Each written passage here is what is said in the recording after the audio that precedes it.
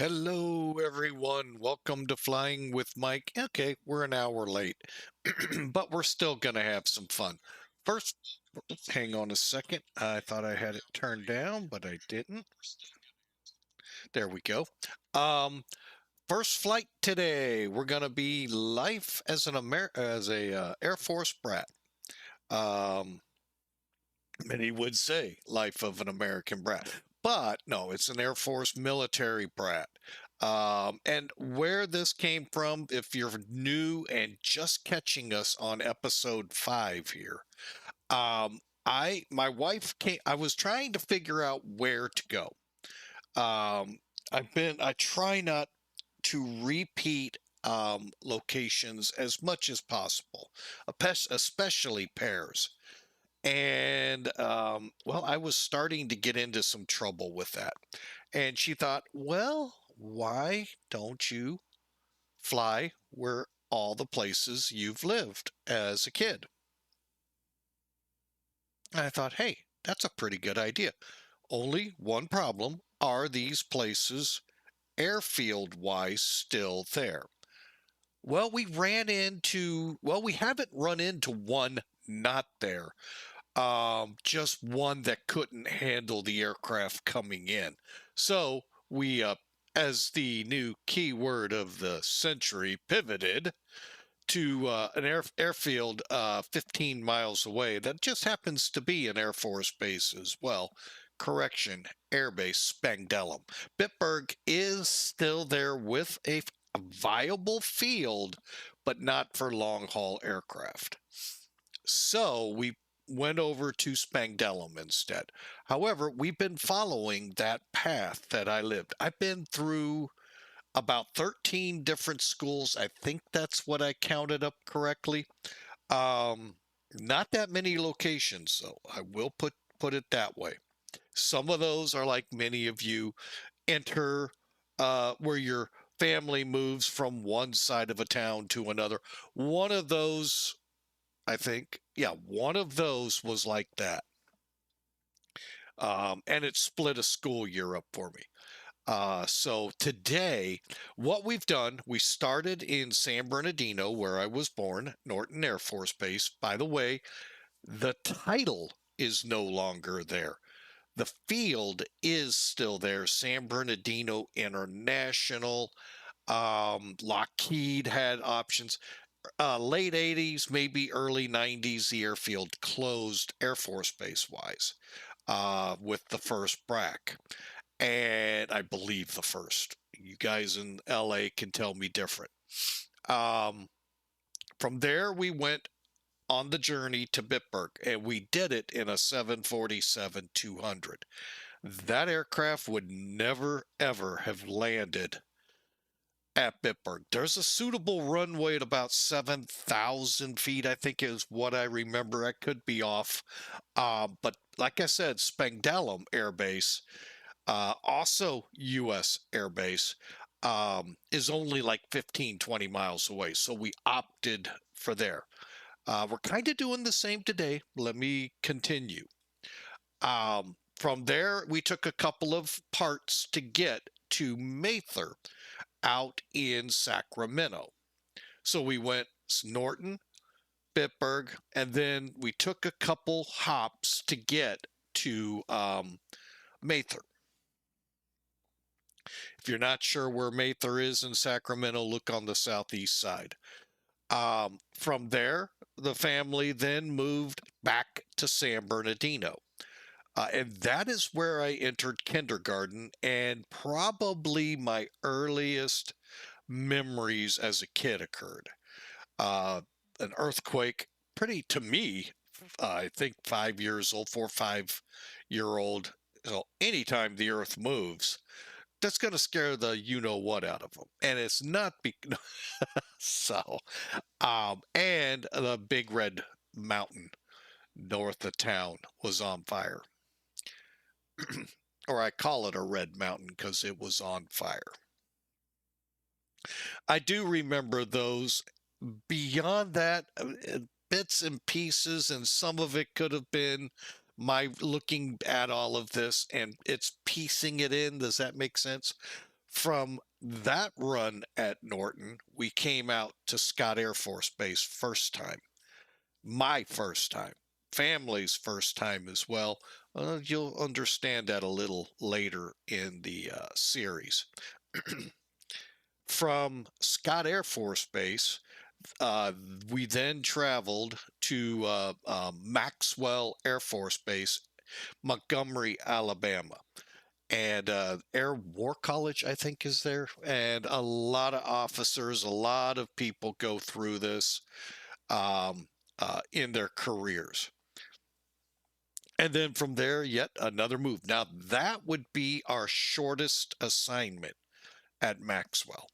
So, anyway, so today I have again pivoted from departing Scott Air Force Base.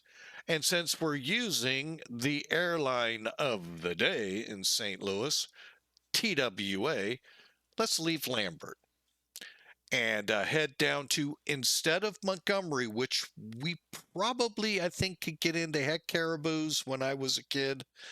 I don't remember the C designation. Um, we're going to go into Montgomery Airport. So, and there won't be snow. There will be a lot of snow in the real world, but not on this flight. Okay, I think that's a pretty good introduction. By the way, I am flying with Mike. Welcome to the channel. Been in the flight simming world for about 25 to 28 years. Started in the late 90s, right about the turn of the century. I think I started with FS 98, but it might have been 2000. Had 2002, 2004, their best Microsoft simulator, Century of Flight, and then on to FSX, where everyone got to wait 13 years. Um, a lot happened in that 13 years, and um, while I actually got FSX to be probably a really good sim, took quite a while and several computers, which is one of my problems. And by 2020, the last computer ran out of memory, and I was pretty well fed up with the way that company worked. So, at the behest of Hawker 125, I tried X-Plane. And we're still there. Actually, this is X-Plane 11. And I just realized I need to make a change here real quick.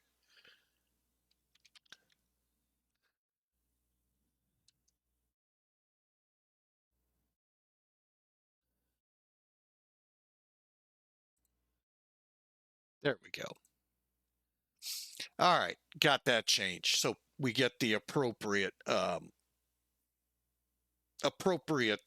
title out there. Um, and I'm not leaving. I'm not going back. This has been, there's still some learning I'm doing in it after coming on 4.5 years. There are some quirks to it that still kind of gnaw at me, but I'm thinking now it's mostly me, and I just have to figure out what me is doing wrong. Um, I really love this sim. And when you come to flying with Mike, you're either going to see X-Plane 11 or X-Plane 12. And sorry, that's just what you're going to see. If you like the other one, great, enjoy it. I'm not here to advocate. I'm here, as I hope you are here, to have fun. I then entered streaming at about the same time, 2020. And I'll be honest, after almost 4.5 years, I I enjoy the streaming. Don't get me wrong, but I'm I don't know. It's just something. It just has never felt right when I started, and I thought I'd worked through it, and I'm still having troubles with it. And if you tell me to put a name to it, I couldn't. But I will continue to stream. Do not think this is my last stream. No, no, no. It's just I am troubled with it, and um, we'll just leave it there. Could be the platform, could be, I don't know, a whole myriad of things. But I have enjoyed it. I enjoy coming on, hoping I can give out some little tidbits since I do have a private pilot's license, albeit from the 1980s. So please preface anything I say relating to private pilot or flying that I haven't really done since the middle 80s. And so I hope you all enjoy. And I do thank you all for taking some time to be here with Flying with Mike. And this first flight will not be flown with a virtual airline. I really don't think I could. Sim Air Force would be the closest to it, but really it's not what they're into. So I'm trying to keep it pretty much where it's more about the life that I led, many people in the audience led. Um, uh, I'm not just a, oh, he's an Air Force brat. Well, yeah, I am. But there are a lot of us. And I'll impart some things I've learned along the way, especially in a couple of episodes from now. But I hope you enjoy it. And let's get up in the cockpit. 15 minutes in, it's time to get to some flying. All right. Now, you're probably going, that's a 707. Yes and no. Yes, the airframe is, well, let's take a look at it again. Yes, the airframe is that of a 707. Hopefully, those of you that are really into aviation, know your aircraft, realize, but it's smaller. Yes, the 707 came out in the 60s. I think maybe even the late 50s. However, it was built primarily for transoceanic flying, long haul. Well, actually, most of the jets were. The prop liners handled the inter-country stuff. Um, Airlines like TWA, Pan Am, Braniff were uh, really in love with the 707. This was a remarkable aircraft that they came out with. However, one thing they really wanted to do was use this aircraft more in domestic flights. While they could fly the 707, do not get me wrong, in those routes, this aircraft was designed, and I wonder, and I only say wonder, I really haven't dug into the whole history of this aircraft. If it derived out of the KC-135. There's a lot of similarities between the two here. And they got a shorter haul 707, shorter or lower capacity 707. So you see the shorter frame and all, but I think they kept the wings. The engines are the same and all of that. They just got a better domestic. Well, in USEC, I was just starting to wonder. I have not seen you in quite a while. I'm glad to see you might be doing great. And thank you, sir, so much for the subscription. 18 months. Wow.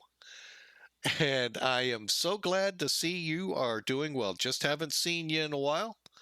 And glad to see you're still with us. So, and cheered 100 bits on top of it. Thank you, sir.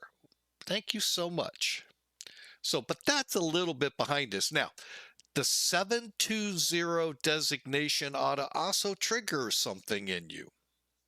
That's right. Out of this aircraft came a whole redesign, yes, but it became the 727, one of the most iconic aircraft next to the 707 and the 747.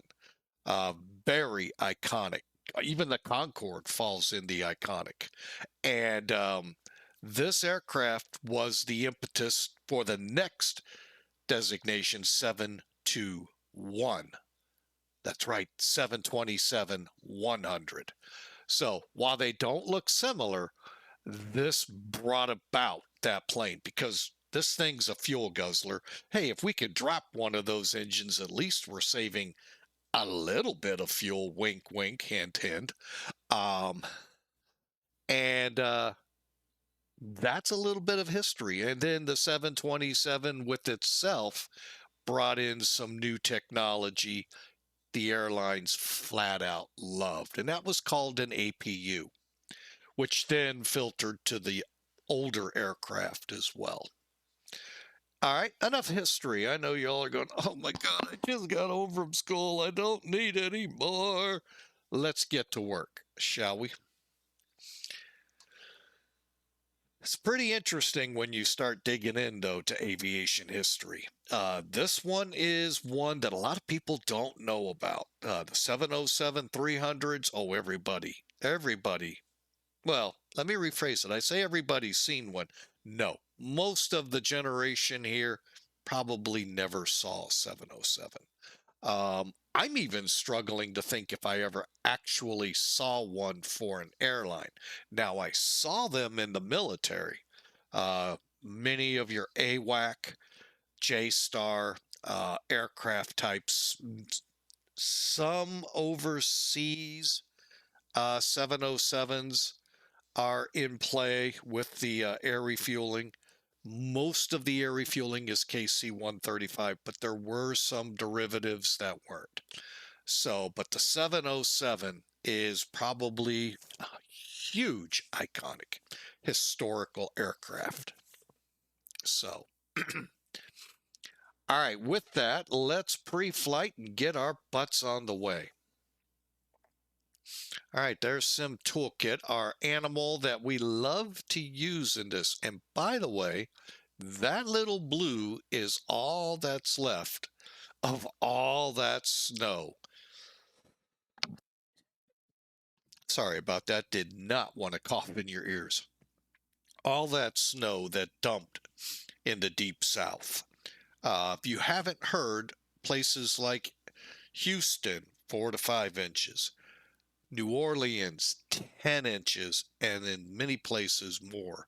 Along the beaches, 4 to 5 inches. So not only do they have the pristine white sandy beaches, now they're pristine with white sandy snow.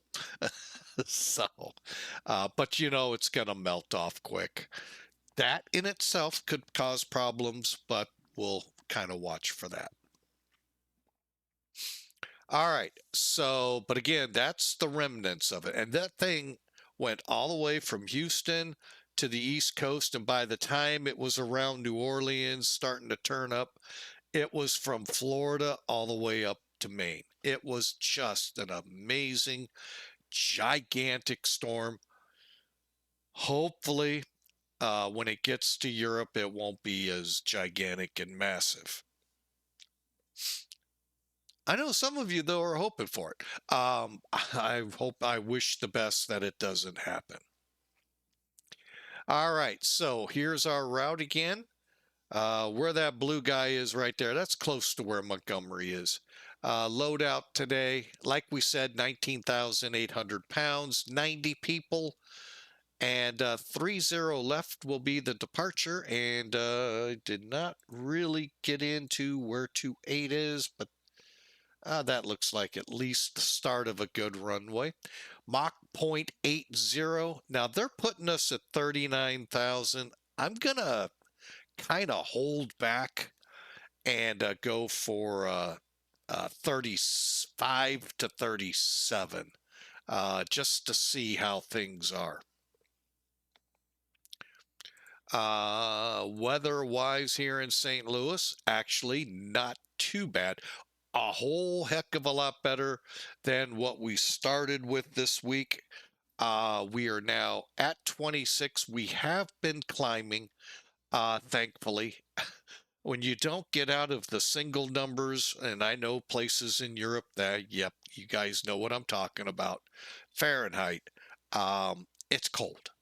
And with 8 inches of at least 8 inches on the ground, we had 11 here. It's cold. But today we got winds again out of the northwest, 330 at 16.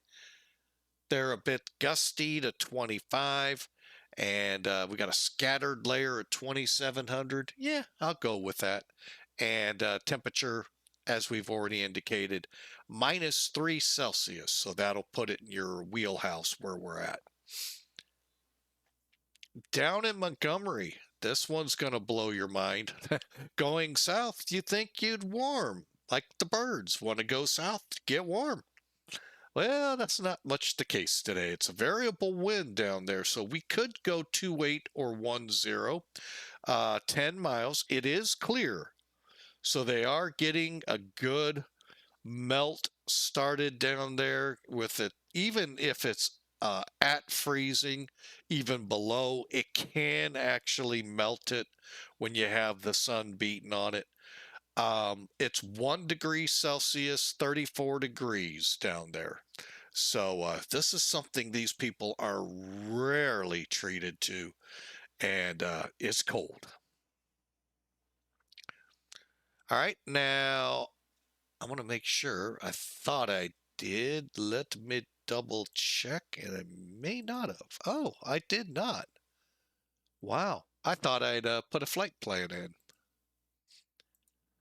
Always a little nervous to use this plane on VATSIM, and that is because we don't have the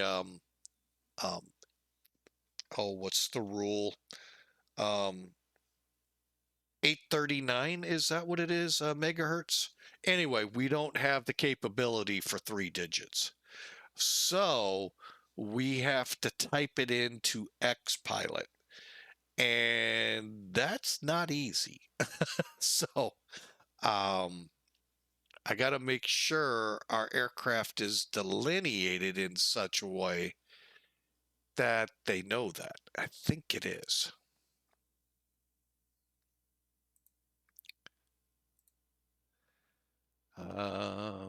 Okay.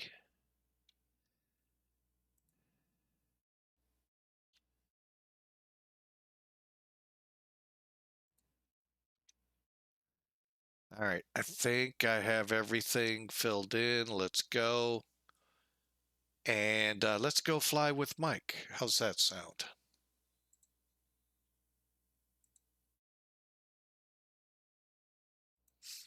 Couple of things to know when you fly airplanes of this age. There are no V. You're not going to be able to pull them up in the oh, come on, Mike. Performance data. They're just too old. They don't have that kind of data. They know it. They just don't have the data. All right. So when I first come into this plane, after attaching jetways, hang on. After attaching the jetway here. Now again, X-Plane 11. X-Plane 12, I'm having a lot of difficulty with this plane that I used to not have. And that kind of concerns me because I don't know if there's a bug in the latest X-Plane 12 release or not. And I don't know how to express it to them, so I don't know how to get any help. But basically what happens is in X-Plane 12, let's just say this switch, well, I switch it. when I use the, well, let me do one that I can for sure. Let's say I turn the logo light on. Well, in this case, it's going to stay. Oh, I know one. Here, let's come over here. The generators, they'll stay up. They won't click back down.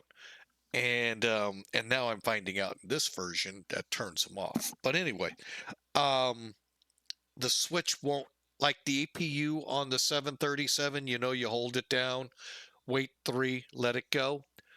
That doesn't work. Sometimes. That's the key in this, sometimes. So I don't know if that's the mouse not releasing, or, I mean, all of this equipment is 2020. So it's quite possible things in the equipment are breaking. And that's why I don't know if it's a bug with them or me. So that's the big one, because setting the up and or your vertical speed can really be a pain, but I don't seem to have that same trouble here in X-Plane 11. So that's why I'm not certain. It's kind of, if you had that mouse problem in X-Plane 12, you would certainly think you'd have it here. So it's very hard, and that's why I can't really show it off to anyone, because I really don't know how to spell it out. So since we are able to, and we flew 2 flights a couple days ago to and from Boston for Pan Am Virtual, we figured we'd fly this today. We had troubles with the 727 online, and not sure what that was. The TCAS folders are removed, verified. So I don't know what caused it. But we're not in that, we're in the 720, so let's continue on. So when I get in, I come in, connect my ground power air cart. No APU on this plane. Get the jetway up, open the front door. Auto throttle and auto brake if you want. Most likely these pieces of equipment were not available back then. And then your lights and window lights back in the cabin. Also, that antenna, that little point on the tail, you can turn that on or off. Okay, with that on, head over to your panel here, turn on the battery switch. Just pull it up, make sure your avionics and galley power are on, and then with the blue lights on, turn on the external power. Since you turned the cart on, turn on your ground power or ground air as well. And then for me, the bleed switches are turned on. If they're not, turn them on. Set your, the other problem with this aircraft, I can't set 125 or 121.5 to receive only. I don't know where. I mean, it's V2 COM right here. I just cannot get it to trigger a volume.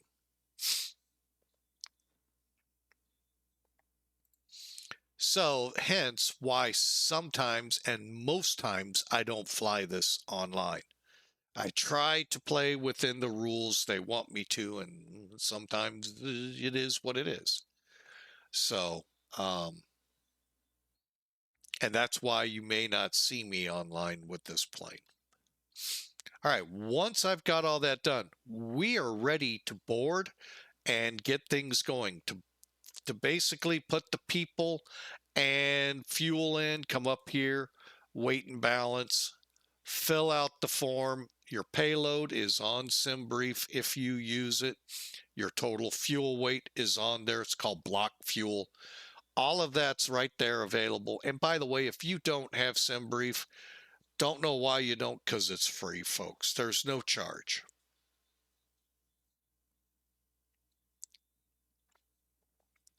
Once you fill this out, hit done, resume. It'll do all of its magic in the plane, and we're ready to go. I'm still debating if I'm going to fly online because of those issues.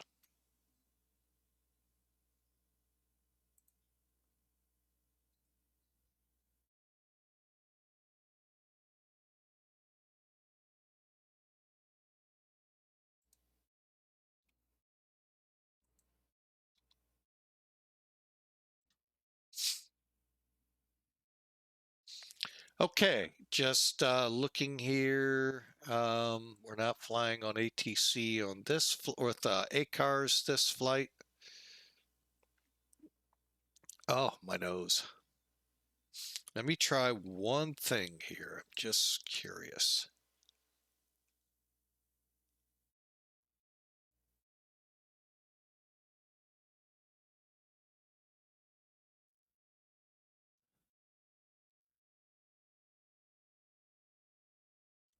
All right, and as you can see, a 737 looking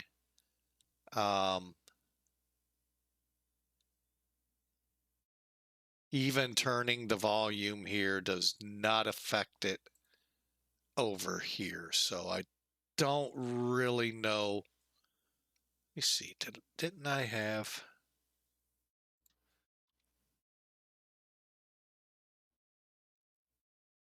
Oh no, I thought I had a radio panel nearby.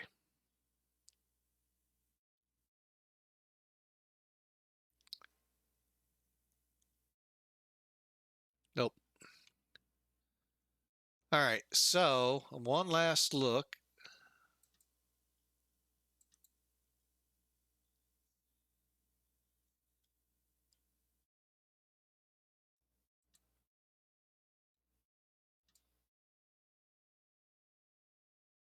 Yeah, I just don't know how,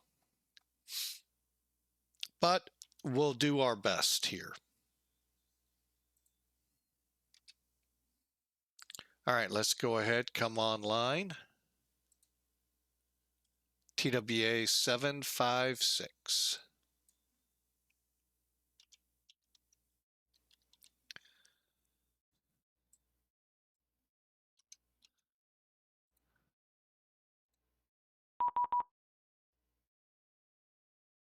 $17.43. Now that is something I can do.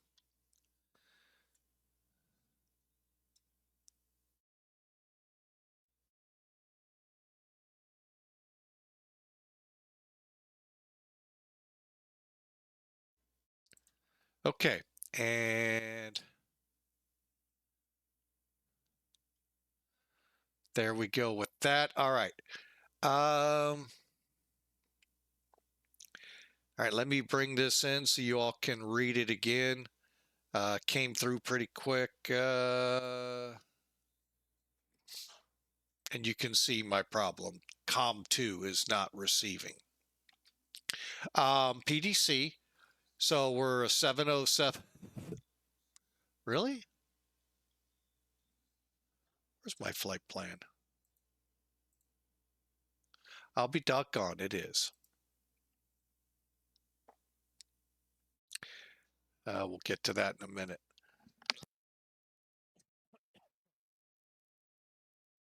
Oh, anyway, so we're departing St. Louis, headed to Montgomery.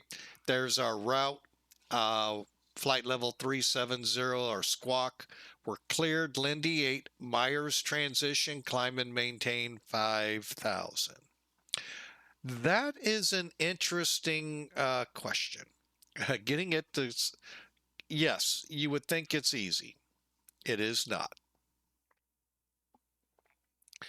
All this is doing is going to give us an alert when we're approaching 5,000. On our autopilot, we got to click altitude to hold it when we get within 100 or so of it. And then 37,000, 10 minutes after departure. And I believe that is his channel up there for departure. I'm checking right now. It is. All right. So Now the fun begins. I believe if I type .com 1125.725. It worked. Kansas City Center, Qatar 791 with you at flight level 320. Qatari 791, Kansas City Center. Good morning, Squawk 1142. All right, so there you have it. We're ready to go, by the way. 791. There isn't a, well, now what I did is I did include a GPS for mine, so I put the flight plan in it. All right, and I just put it to Shift X. Southwest 1260, go ahead. 1260, representing San via the MD seats arrival. Southwest 1260, Chicago's offline. Radar services are terminated. Frequency change approved. Good day. Further change approved for Southwest 1260, same for ATC. Kansas City Center, Qatar 791. Can you please repeat the squawk code? Qatari 791, that would be 1142.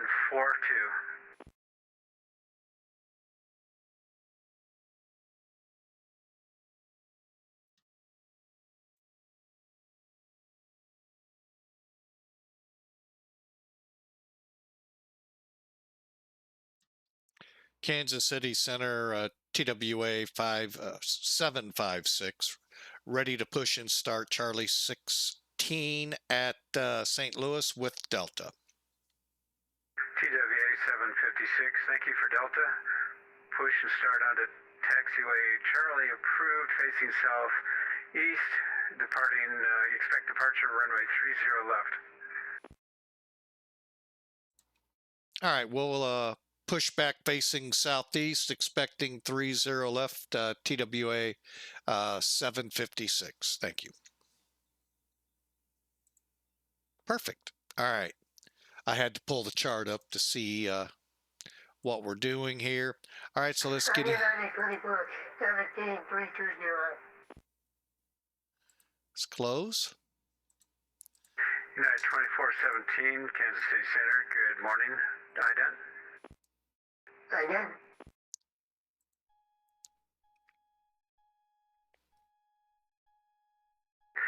And Qatari 791, radar contact 14 miles northeast of Kirksville. Welcome.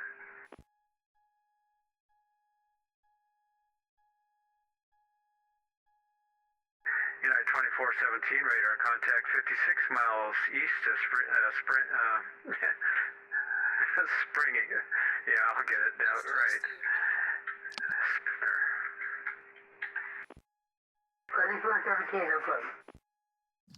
All right, let's get this thing ready to push, folks.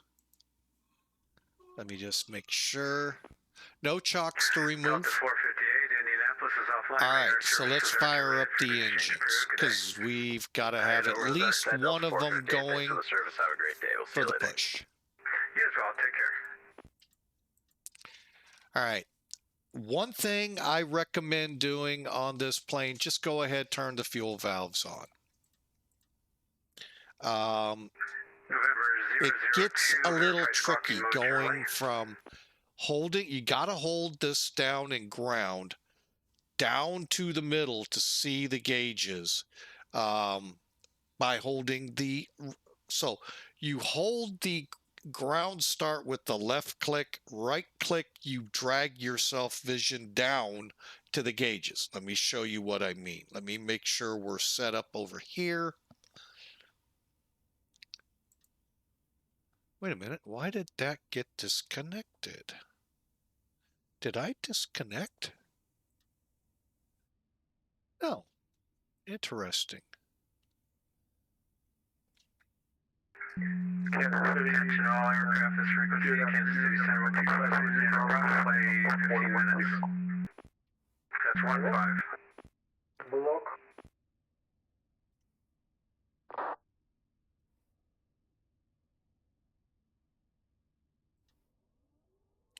Okay, so there's the left click holding it. Now you drag it down. With it on, we're just watching into. Between 20 and 30, you're going to see the fuel below it come up. Let up on it, and it should continue to spool up. And we'll repeat for 4, 1, 2.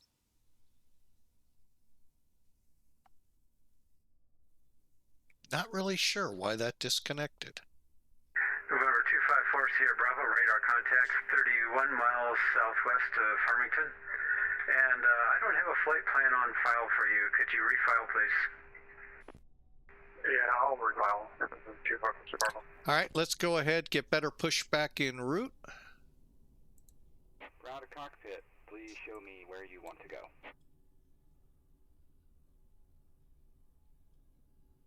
JetBlue 221. Welcome to Kansas City International, exit left when able. Well, when able, thank you, November 002, verify squawking mode Charlie. Cockpit, tow is driving up. Okay, let's go back up. Do number 4 the same way. Hold with the left, drag with the right, and we're watching right here. I don't think you can see the arrow. Into is the second from the bottom. When the fuel gauge right below it goes up, you can let go. And November 254 Sierra Bravo, I still do not have it on file. I'm sorry. It's alright, I'll disconnect and refile and reconnect. That sounds like it might work. I'll see you shortly. JetBlue total located on Kilo. JetBlue 221, roger, taxi the gate via Foxtrot Delta. Foxtrot Delta to the gate, JetBlue total.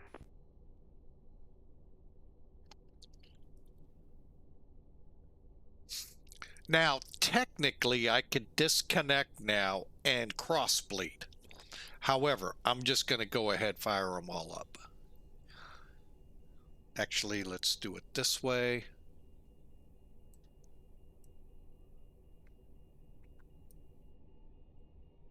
November 254 Sierra Bravo is back and I refile. And November 254 Sierra Bravo, I now have a flight plan. Thank you very much. Perfect. Recycle transponder squawk 6733. Bypass. 6733 for November 254 Sierra.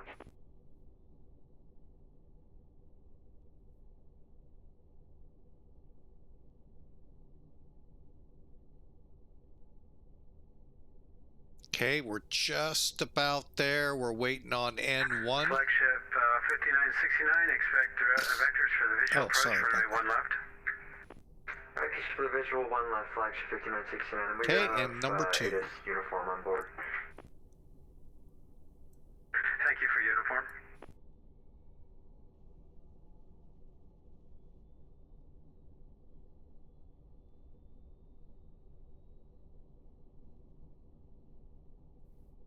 There's our fuel, and number 2 is firing up. While we're not yet, well, I was going to turn the radar on, just realized. November 002, wind is 300 at 8.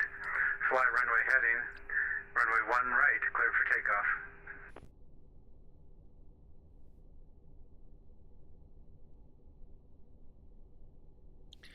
And we're spooled up. All right, let's finish this up real quick.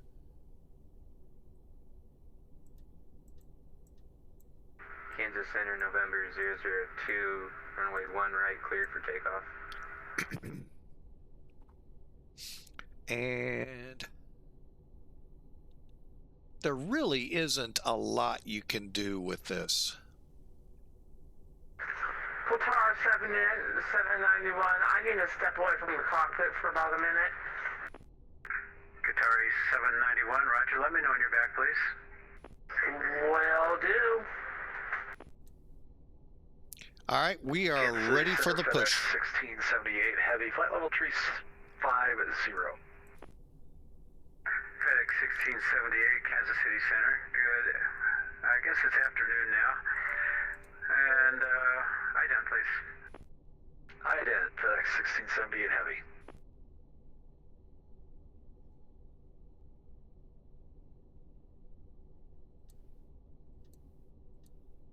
FedEx 1678, radar contact 35 miles southwest of Midby. Welcome. Just want to make sure they're armed, and we do not have an RTO on the And you brakes. probably didn't hear the previous announcement. I'll be closing in approximately 10 minutes. Okay, Roger, FedEx 1678 Heavy. Brickyard 4458, Indianapolis is offline. Radar services are terminated. Frequency exchange approved. Good day. From the Unicom Brickyard 4458, have a good one. November 002, radar contact. Proceed on course.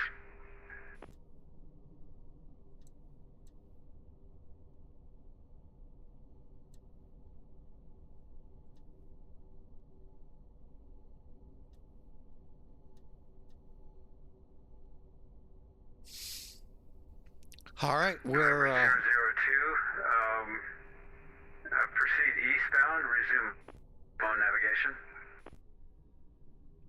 oh, I love a parade.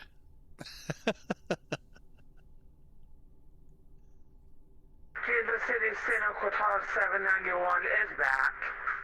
Qatari 791, thank you.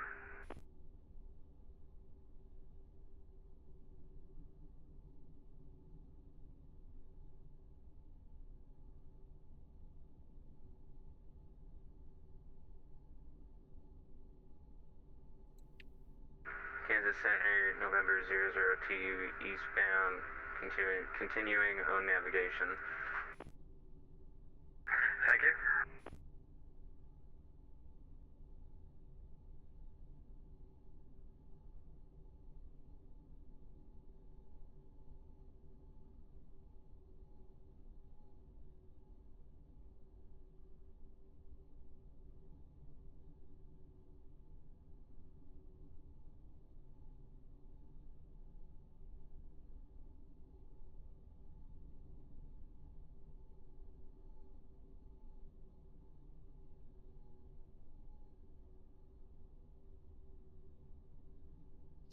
All right, we are pushed back.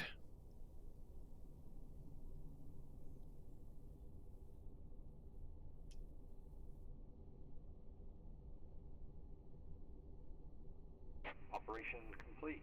Set parking brake. Brake set. Disconnecting tow. Stand by.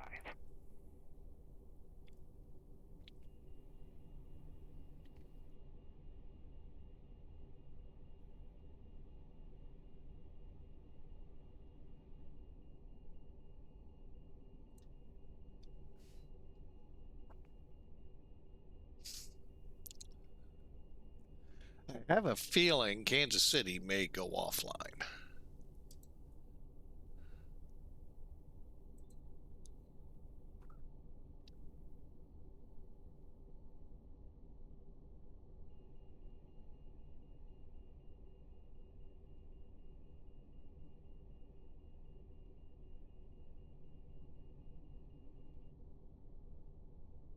Tow is disconnected and bypass pin has been removed.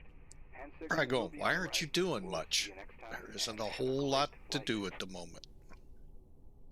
Till we get them cleared, then we'll turn the radar on, which won't show reflections here. XP12 is a really good version if your click spots work well. For me, they are not. And, or it could be, like I said, my mouse. Really don't know. There's our cue.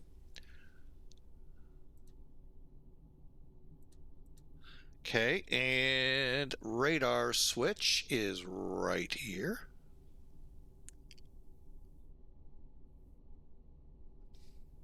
And again, verifying seatbelts are on. They Actually, flagship 5969, the Mahomes arrival is going to dump you out right at Gerald, which is the initial approach fix for the ILS.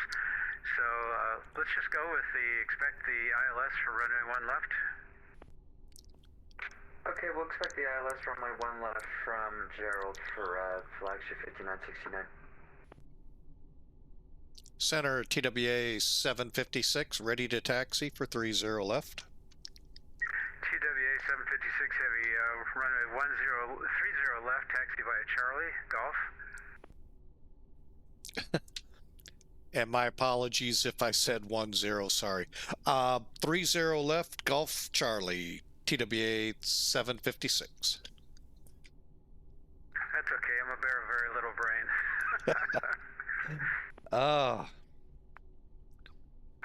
Kansas City Center, good afternoon, November 903 Whiskey Bravo. On the ramp, General Aviation, stand 7, I'm not even sure. General Aviation, with information, Delta, ready to push. And citation 93 Whiskey Bravo, push and start is at your discretion. You're in a non-movement area. Call when you're ready for taxi, and verify you're squawking 5263. I believe I am squawking 5263. Let me double check that. 93 Whiskey Bravo.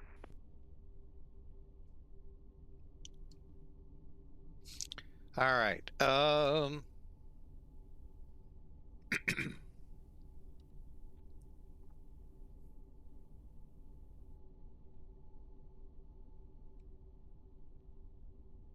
I'm going to go 1 notch of flaps, trim,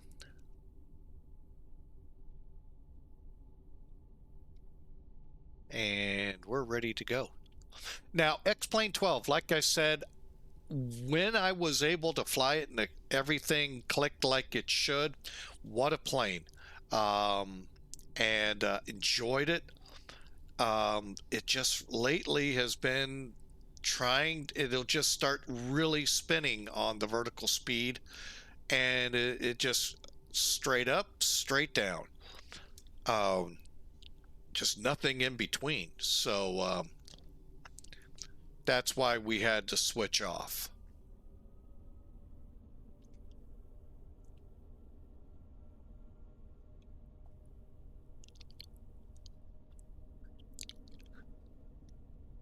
And as far as I know, before people say it, am I up with the latest? Yes.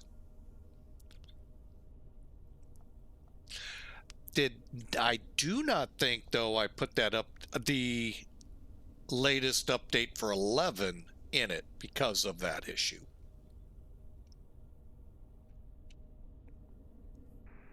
Kansas City Center, November 903 Whiskey Bravo, ready to taxi to runway 30 left. Citation 93 Whiskey Bravo, runway 30 left, taxi via, that would be Hotel Echo Golf, cross runway 30 right at Hotel. Hotel Echo Golf and 30 left, cross 30 right at Hotel 93 Whiskey Bravo. TWA 956, wind is 340 at 13, fly runway heading, runway 30 left, clear for takeoff. Clear for takeoff, 30 left, TWA 756. And fly runway heading. Oh, my bad, missed that. Fly runway heading, TWA 756. Thank you.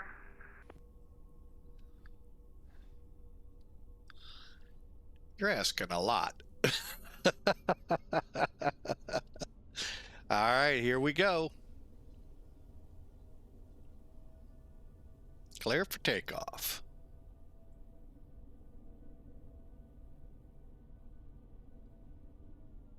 You know, I'm kind of shocked nobody in the St. Louis or Kansas City area, for that matter, got a hold of a 707, be it 707 300 or 120, and brought it back to life for air shows. Okay, click, ready to go, ready to go.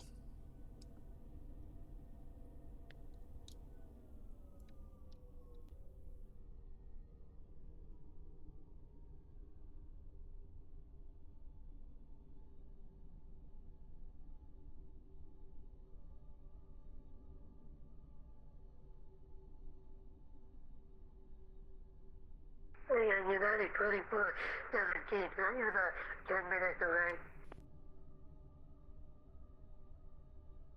Yeah, 2417. Actually, you're getting close to the border. Memphis is offline, and I'm going to be closing here in just a few minutes. Radar services are terminated. Frequency change approved. Good day. Alright, I got Taco Bell.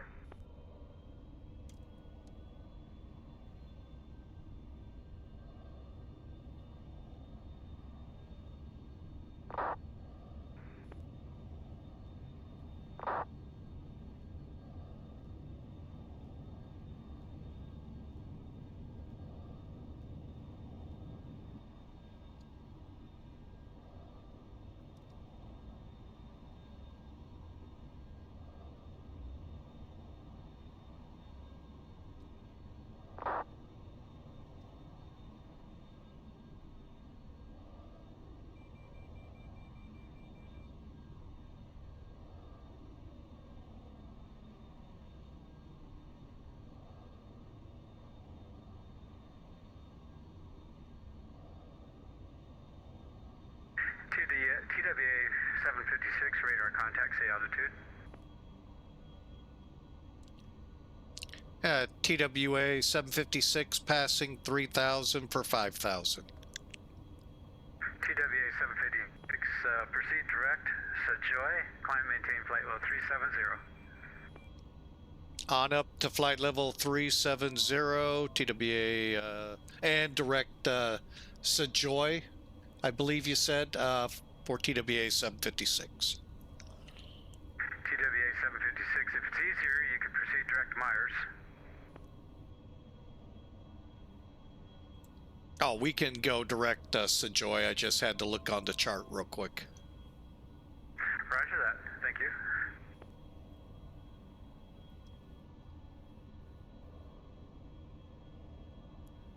Citation 254 Sierra Bravo. I'm going to be closing here shortly. Radar services are terminated, frequency change approved, and Chicago's offline as well, so have a good flight.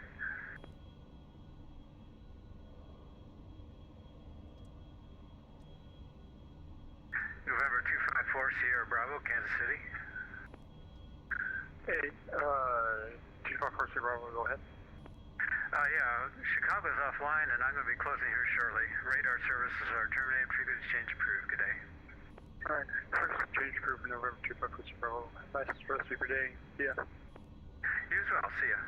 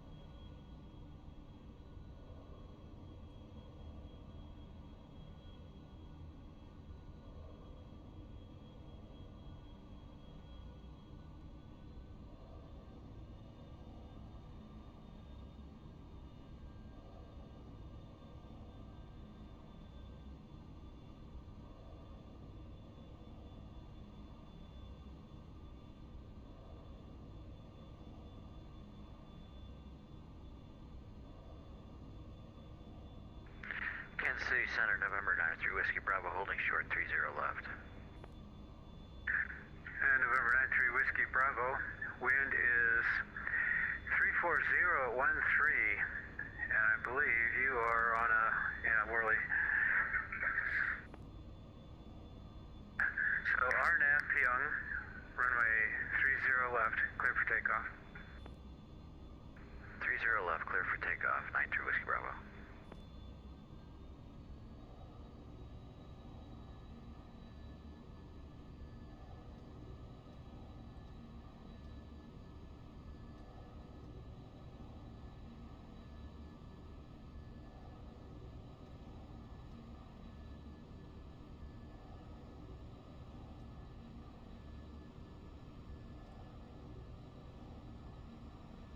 I've definitely been on too long.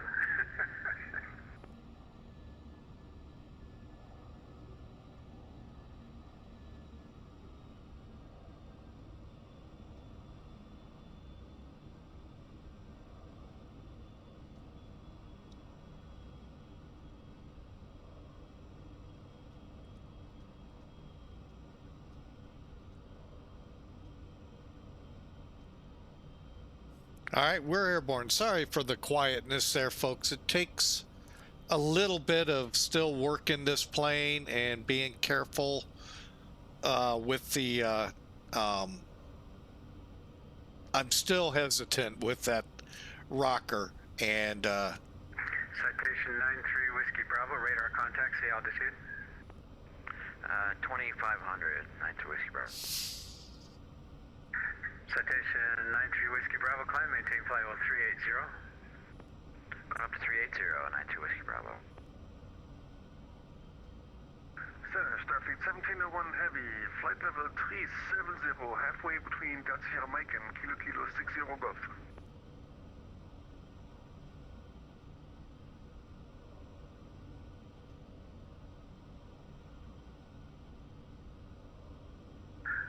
Star Trek 1701, Starfleet 1701, What? Kansas City Center. Thanks for checking in. You probably haven't heard, I am closing at this time, so just monitor Unicom. Change to advisory frequency approved. Again, thanks for checking in. No worries. Back to the great wide open 1701. where is 17? Flagship, Where is this guy? That's awesome. There he is. Flagship 5969, you are 3 miles from Why is he Jared. going to Miami the long Gerald, way? Clear for the ILS, runway 1 left approach. Gerald, clear for the ILS 1 left. If you all didn't hear, 5969. the Starship Enterprise is entering Kansas City territory. Oh, that's great.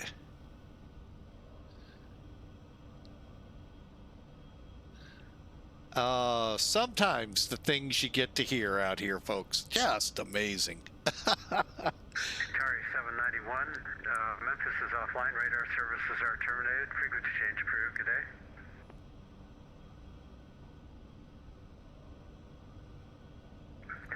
Atari 791, Kansas City Center.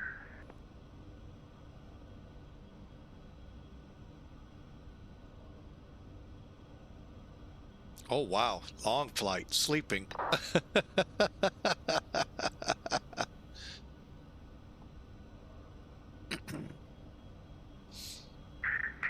756, Memphis is offline, I can't give them an early handoff with you. I'm closing, so radar services are terminated, frequency change approved, good day. Thank you so much. For all your VATSIM services, I can really not do it without you. And Kansas City Center, thanks for the ATC TWA 756 to Unicom.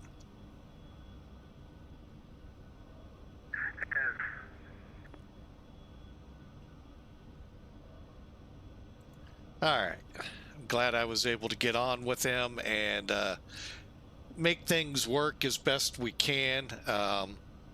When you don't have that specific radio, it gets real difficult. All right, so 21,000 right now, folks, climbing up to 37 en route to Montgomery, Alabama, snow country. I thought you'd never hear that one, huh?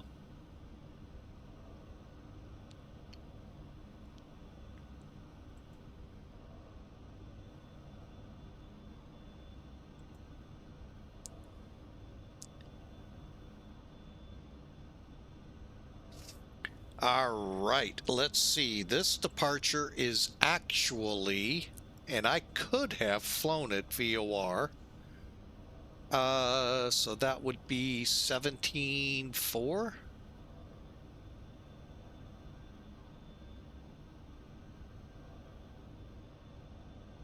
$54, that should be 55 next if we did it right. Memphis approach online. Oh, wait a minute, that did not go down like it was supposed to.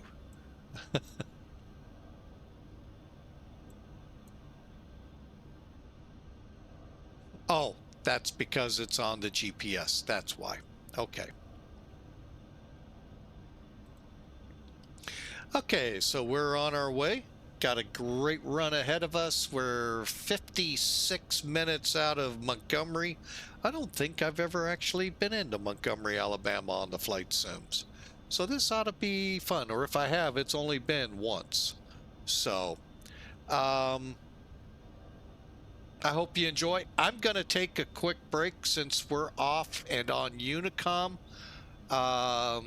And we'll be right back. Stand by.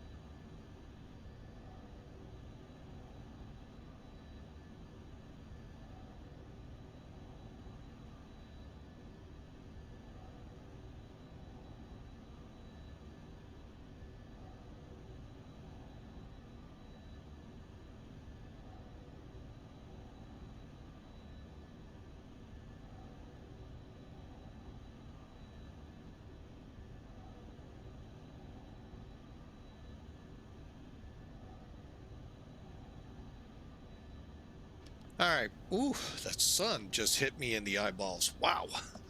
All right, so we're approaching 36,000.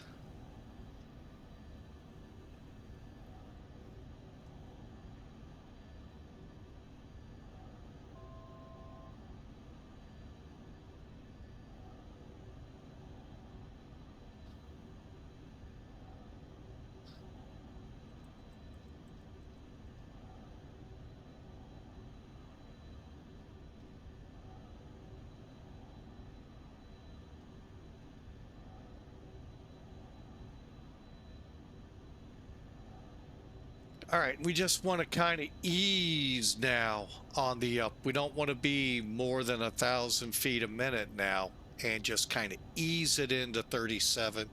And then, like I said, we'll click the alt hold. There is no altitude select on this aircraft, so there wasn't much of anything back in that day. And then we'll start adjusting Mach speed and all of that.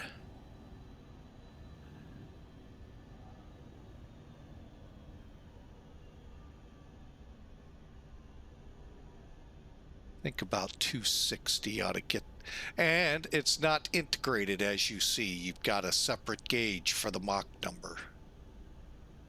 No, we're going to have to come down even slower.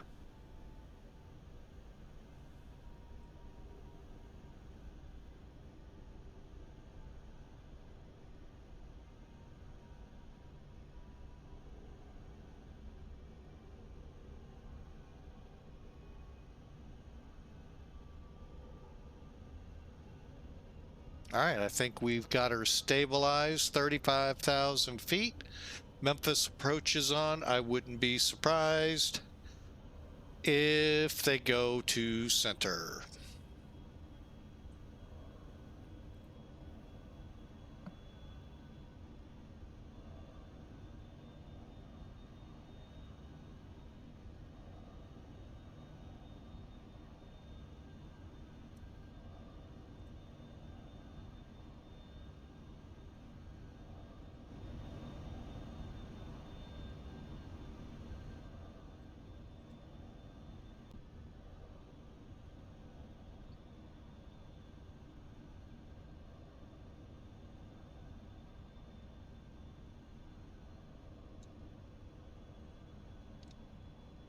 What the heck just happened?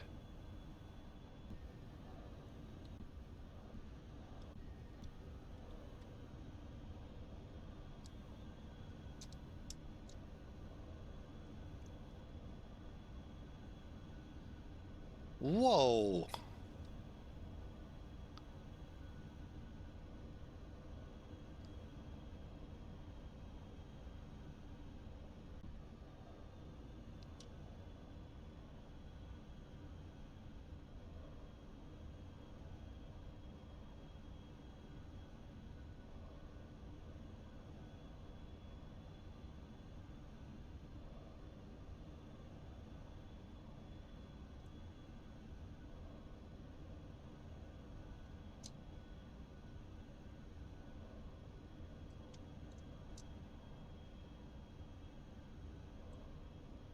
Oh boy, something happened.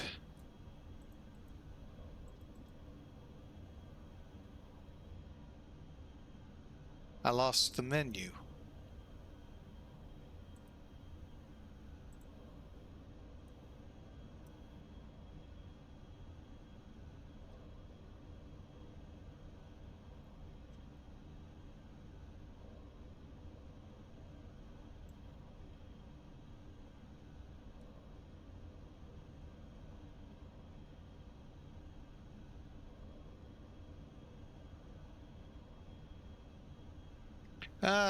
Looks like Inuit guiding a raid to EEP.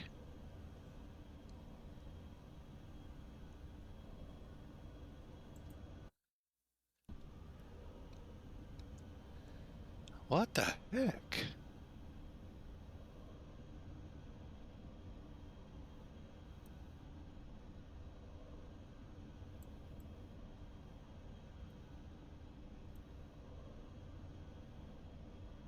What? My bad. I don't know what just happened here. Like I said, I've lost just about everything on it.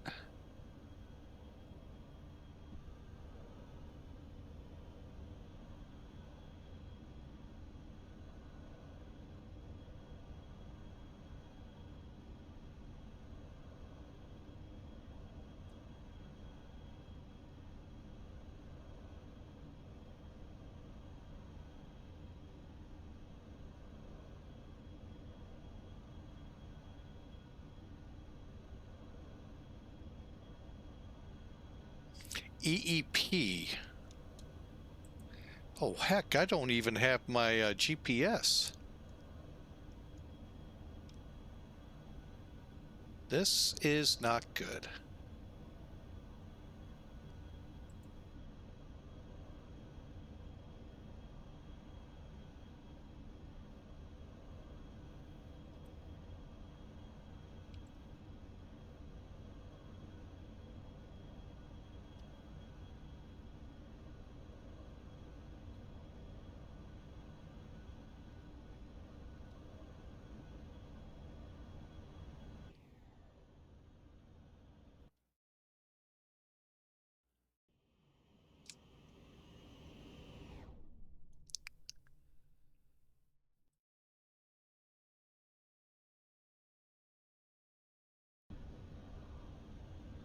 Well, dang it, I may have to cancel this flight if it doesn't snap out of it here, because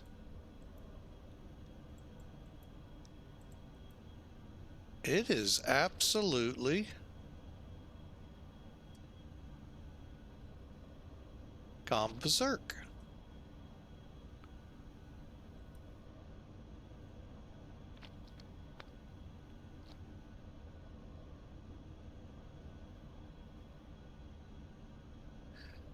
No, we do not have third-party weather. You know, that's worth it. I can't even go up here to try anything. Would the log help us here? No, I'd have to shut down. Well, dang, this is weird.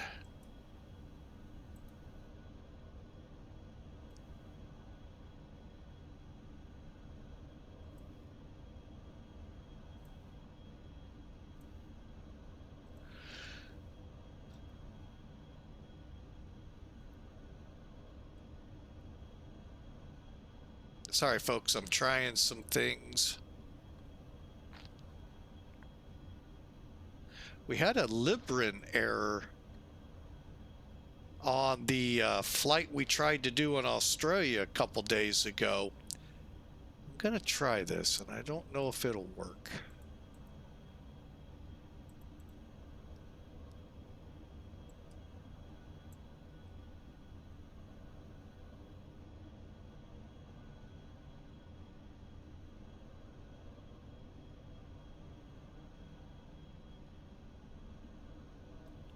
Oh. It's saying there was a problem loading. I didn't get the normal button to push when you had a scenery not loading right.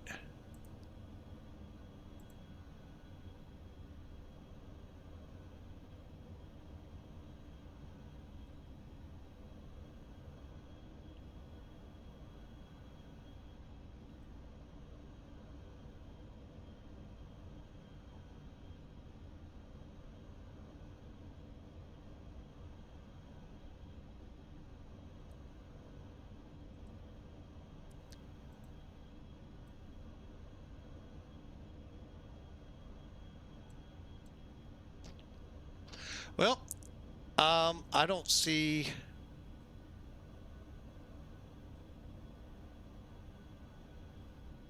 I don't see any way around this but to have to terminate the flight.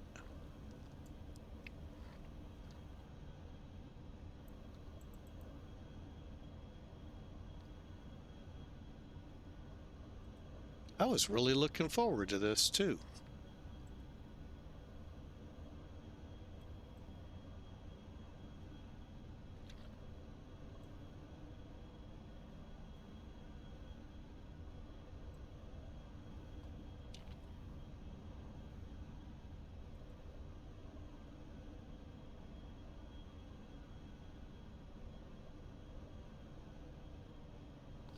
Yeah, and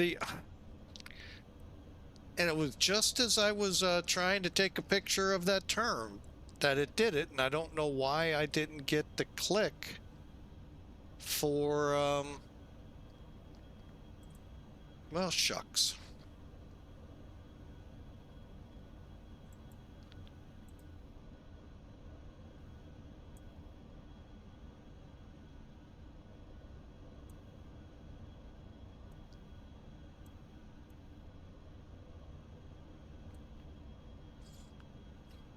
Oh, dang it.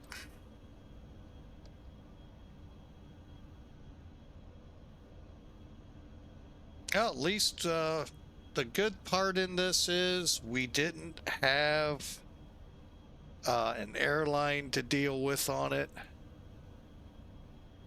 Just irritating.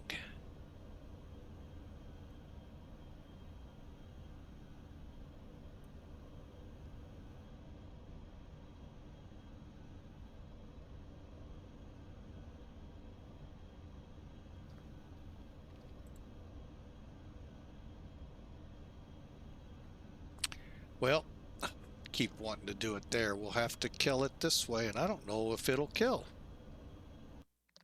It did, huh? All right, sorry about that, not being ready for it.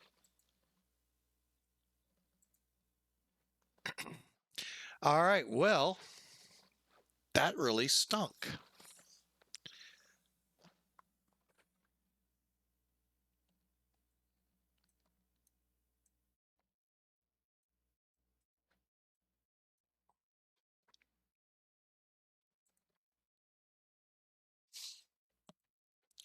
Huh. Well, let's get a good log text here for them.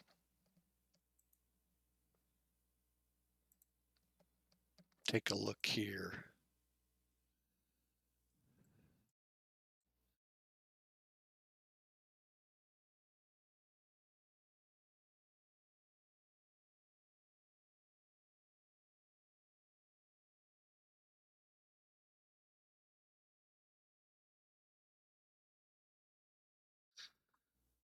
All I can figure, there was a problem loading the scenery package in Memphis.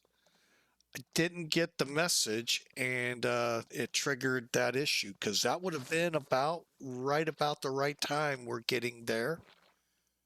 And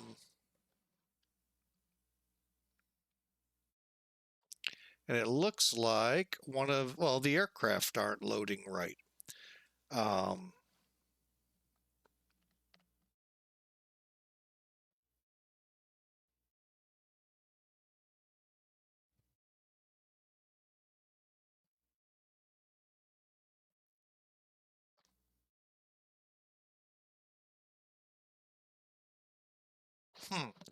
Well, that really stunk. We'll have to fly this flight again another day.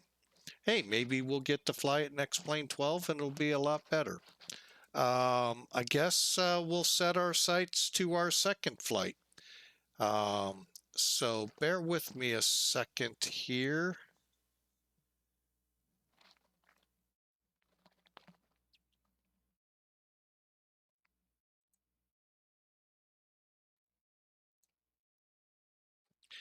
Gonna save this.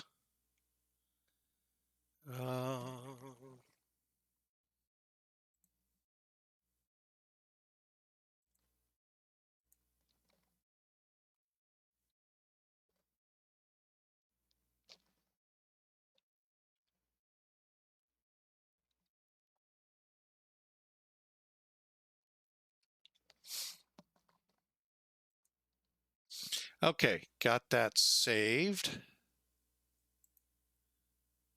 Okay, and now the fun part.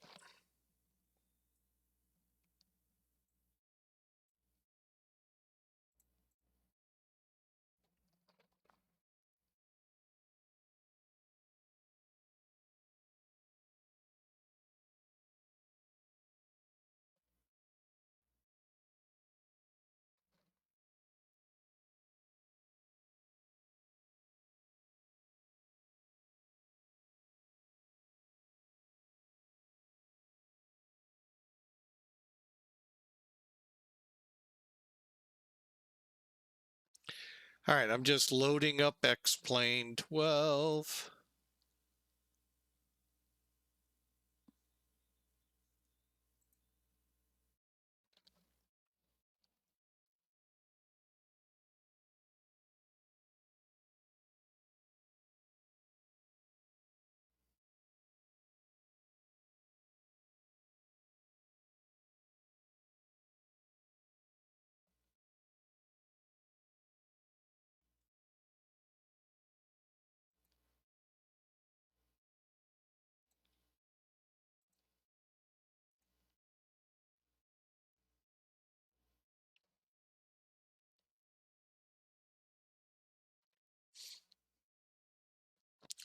I do have a question if anyone from X-Plane is out there, aside from what we just went through. With that, hang on a second. Let me get to your Discord post. In the news feed, it made mention of maps to X-Plane just released. Is there anything I need to do for this, or how does that all work? So that would be my big question. I don't know, because I did not have an update, as you all saw. So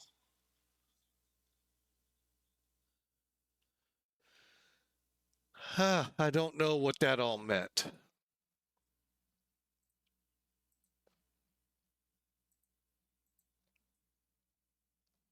All right, let's get in here. Where's the A350? Supposedly this has had an update.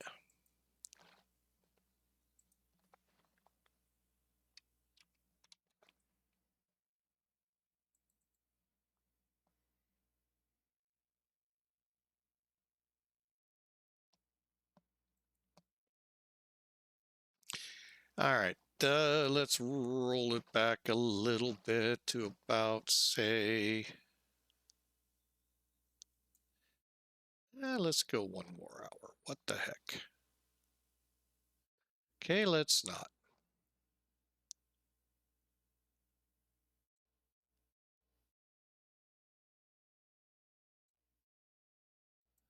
Okay, so while that's loading up,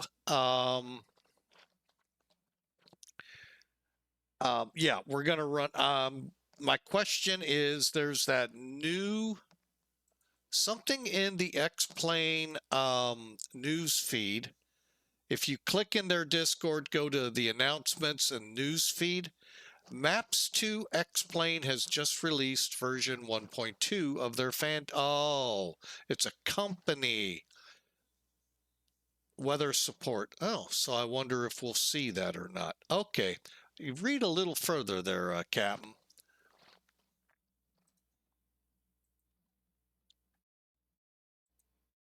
So I'm kind of curious what that will show to us.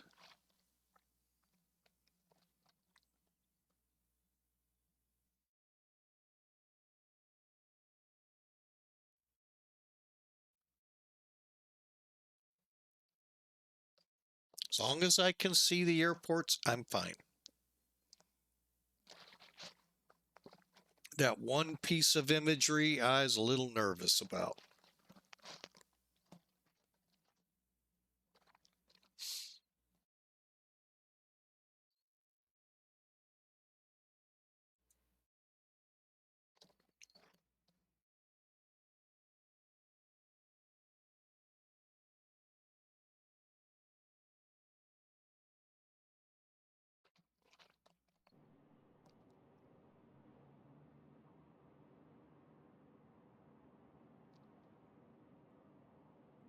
I'll be honest, wasn't expecting to have to put the serial number back in. Get that taken care of here.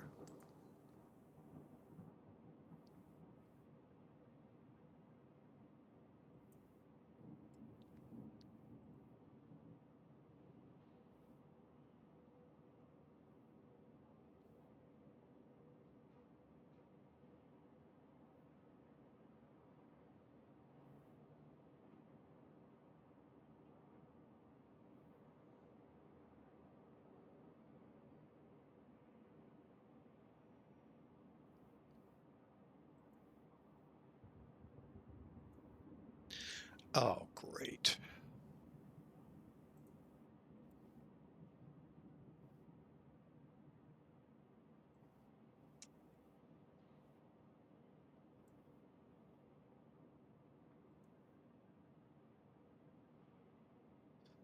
Okay.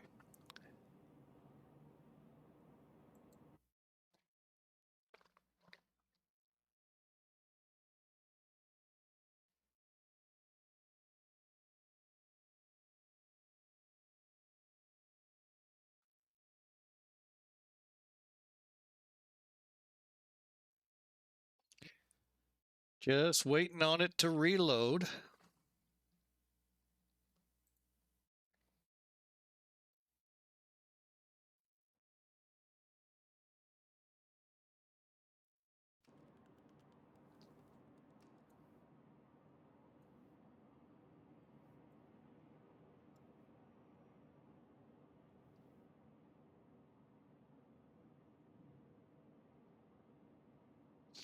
Making sure everything's working.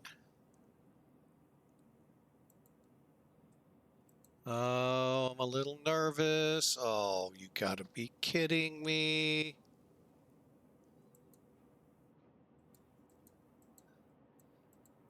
Not this again. All right, hang on. This flight may be changing aircraft.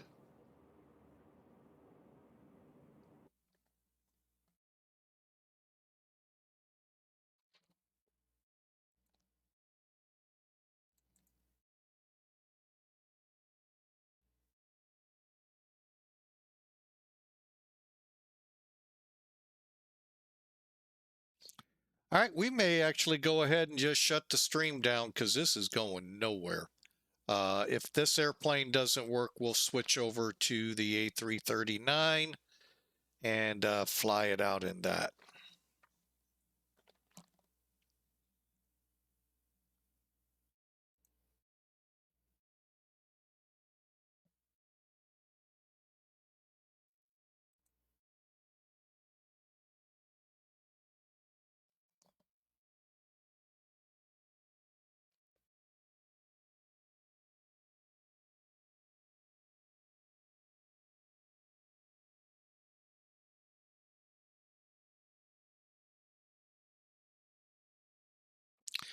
Ah, what a day.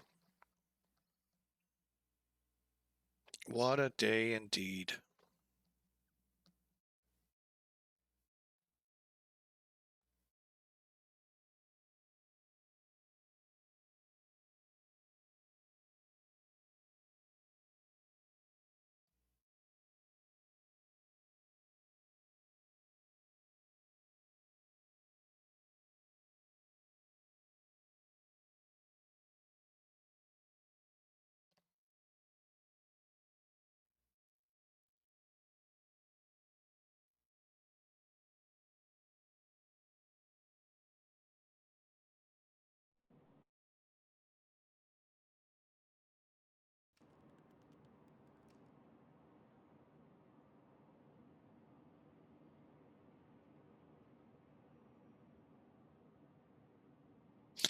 All right, I think, all right, there we go.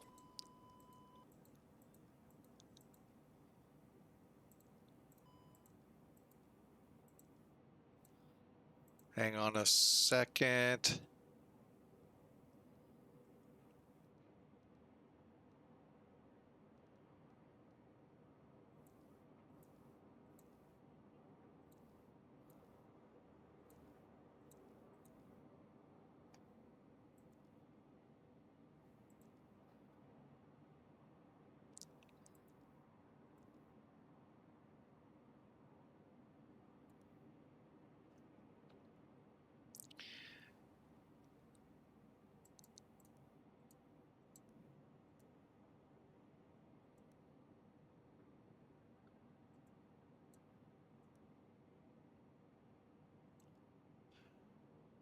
Okay.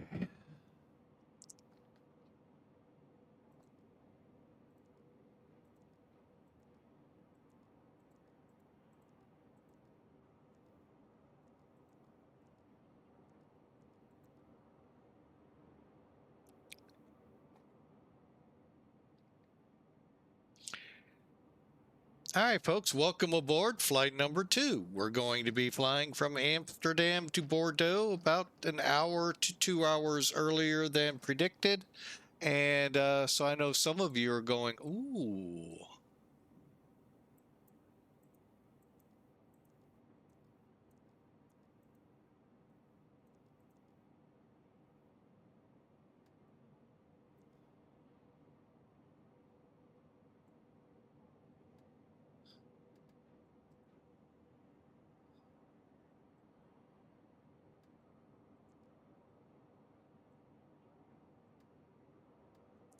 All right, basically what I do, folks, when I first get into this plane, any white lights I make and turn to where they're supposed to be, and we should be good to go now. Now we'll head over here.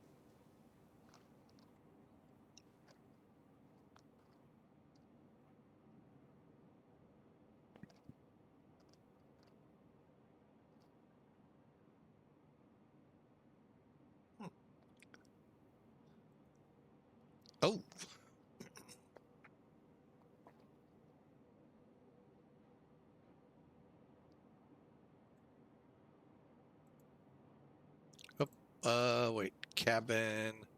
Turn the lights up before he starts grumbling. Passengers, fuel. Okay, we'll go to service setup first.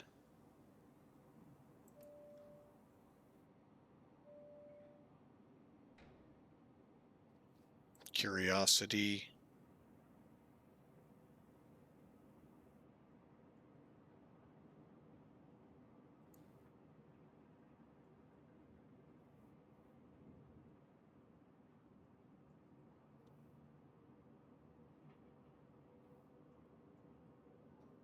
All right, I didn't think they'd have fixed that, but you never know when they say a version.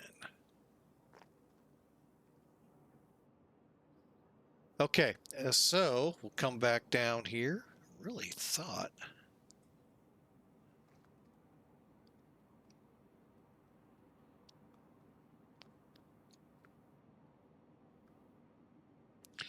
All right, hang on a second here.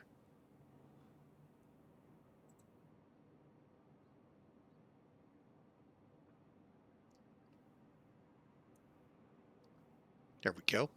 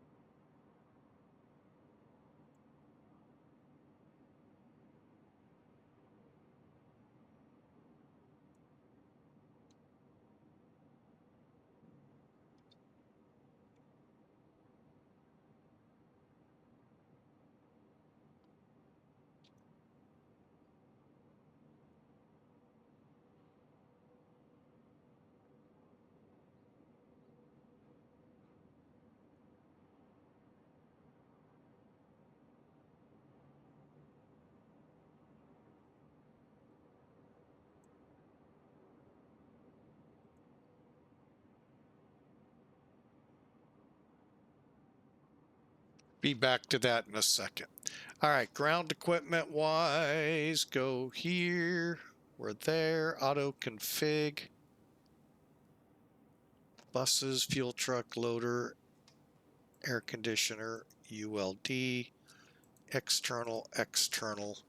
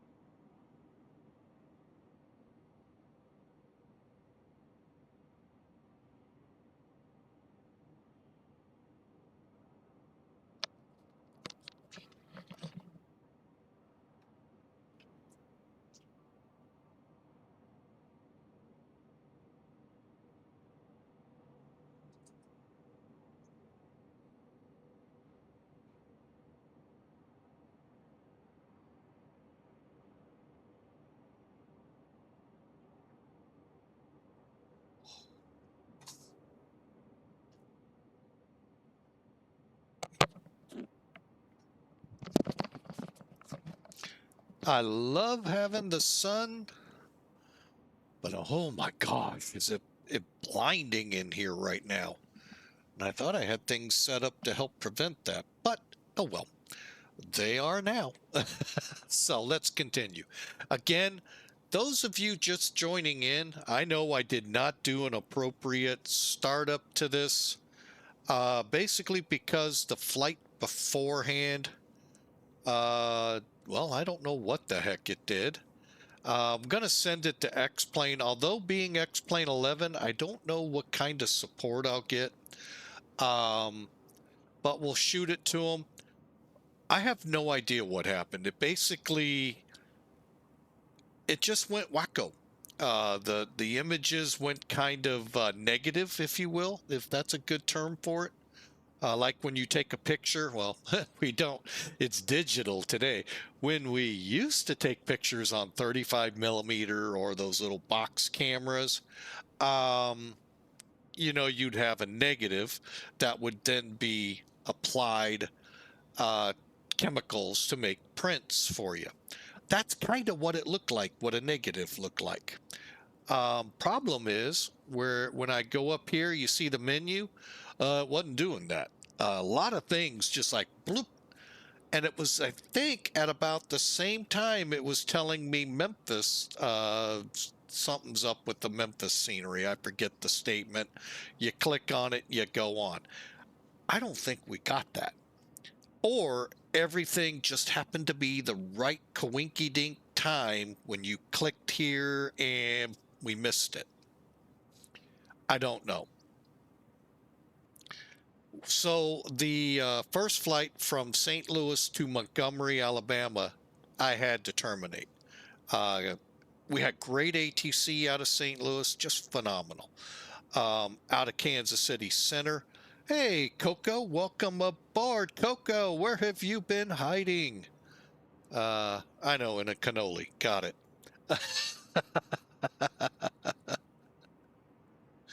Well, that's great to hear you back. Glad to have you aboard. We're going to go ahead and just fly out the second flight now. Amsterdam to Bordeaux, France. Oh, you're going to try and fly into cargo bay. Yo, first officer, keep the heat off. Maybe depressurize it too. Just kidding there, Coco. Glad to have you aboard. But anyway, we're flying to Bordeaux, France. So hope you all enjoy. We're in the quote updated sort of kind of maybe flight factor A350. Basically the notes in X-Plane or Discord say they updated just the ability to use 7 digits for your sim brief, which we'll be doing here in a minute, as opposed to whatever it was prior.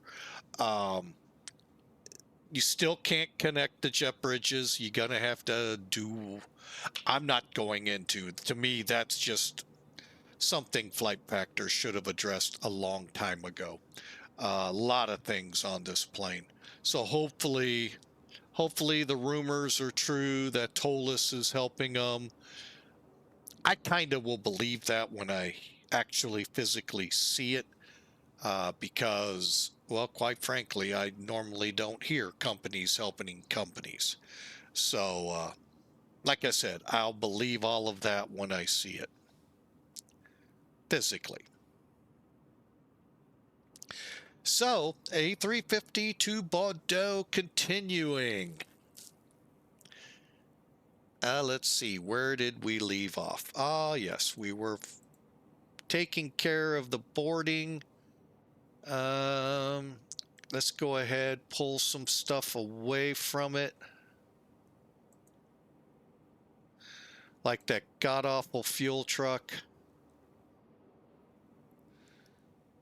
And the ULDs. We'll leave everything else for now until we're ready to go.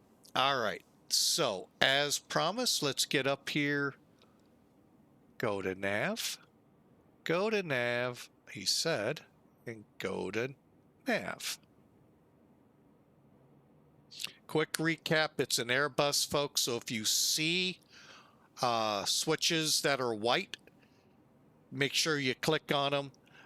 No white switches. Now, the faults you see are because engines aren't running. So,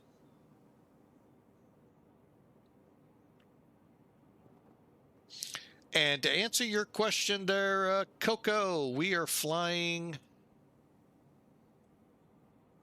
I thought it was right up top here, the knots, but it's not. Hour and 20 minutes, 515 miles. Okay, so once you make sure you've done that, come down, of course. Now, this aircraft's a little different, you're going to find in a lot of ways, than your normal Airbuses, but yet there is a lot of similarity. You've got your auto for your strobes. However, nav lights on, off, not 1, 2, and your logo you can put in auto. Basically, it's saying at a certain point, the logo light will turn off. I don't know if it's when the gear come up. I mean, you don't really need to advertise to the birds, although you could. I mean, hey, you never know what might fly into the cargo bay, like a Coco. But that's a new switch, and like I said, the nav switch doesn't have that 1 and 2 option. And no, that's not 1 for nav, 2 for nav lights and logo. It's the same system. Let's see what he's got to say.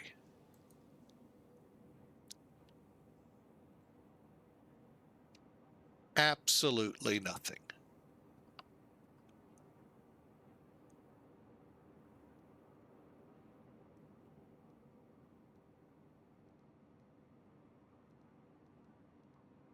Okay, we'll turn them all up for next time. All right, we'll figure it out. All right, so, one other thing.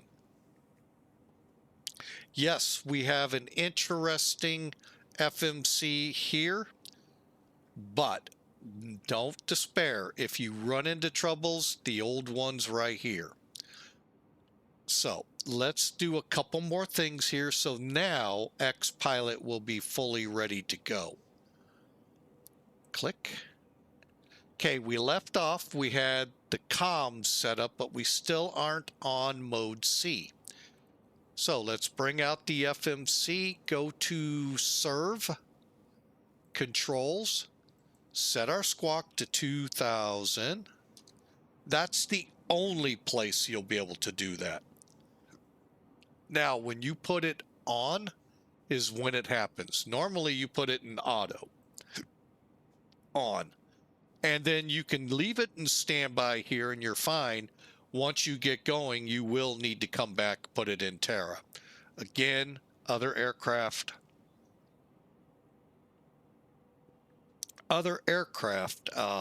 You can actually do it down below with buttons. Then turn the radar to auto, to gain and all of that. Terrain mode on. And that takes care of it here.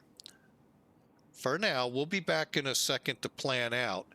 But then you got 4 switches down here.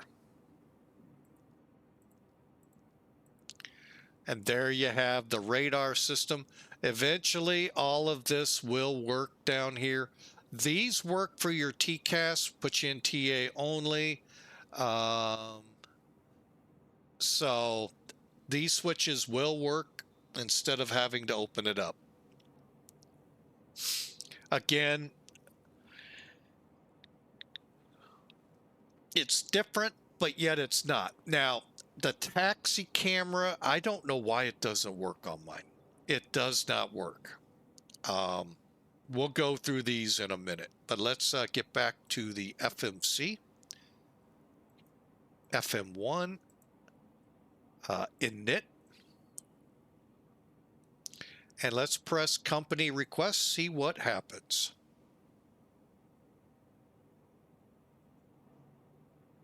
What should happen, and it's doing it, it's going to go out to SimBrief. It's got my account.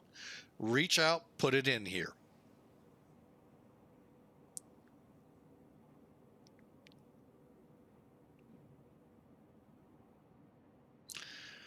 And I don't think we, although there have been a couple flights, it's been close to this headwind component of 200. It's been close, actually. Okay. First thing, I want to click IRS. And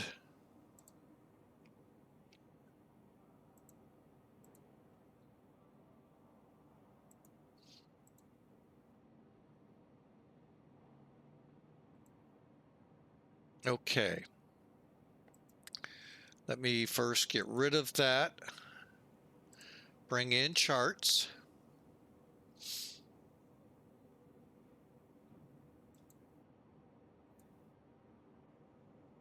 Oh.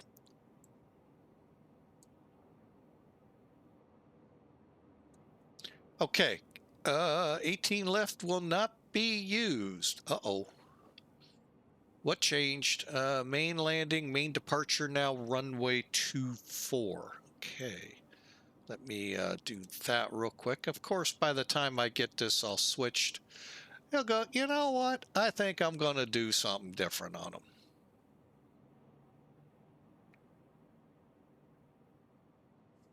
And we'll figure that all out, our departure, here in a second. But what we're in here for, come in, taxi, and what we're looking for are the coordinates for Delta 4, where we're at.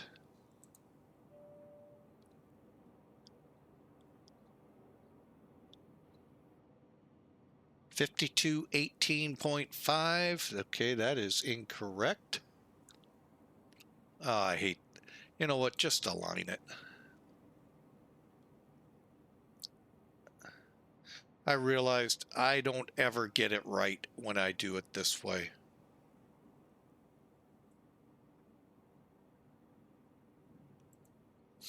Okay, now let's put in our new departure. Runway 24. Now, Navcraft makes it a little easy. Let's see. If I'm reading this right, we should...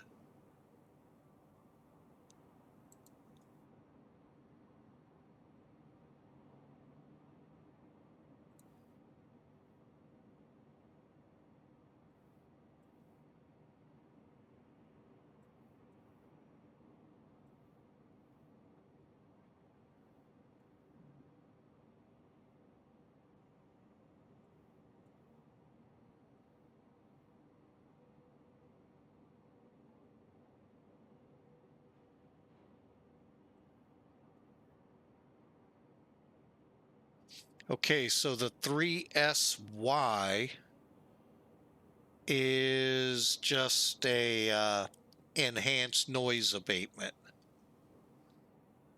We'll do that.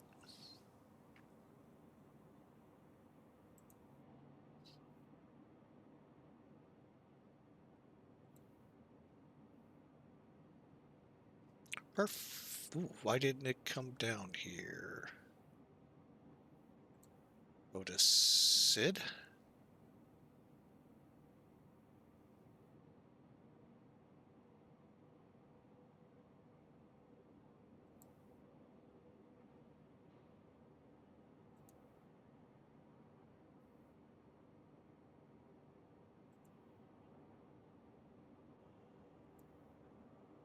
I don't know why that didn't save, but it should have put it right down here. Anyway, so we've got it plugged in here. So now we got runway 24, selecting SY. And I do not believe there'll be any kind of transition. Always check none. Okay. Enter it. And insert. Let's go to plan.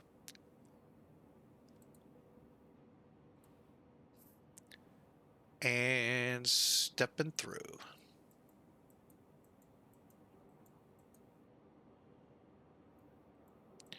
Just looking for any signs of a discontinuity. just like that one.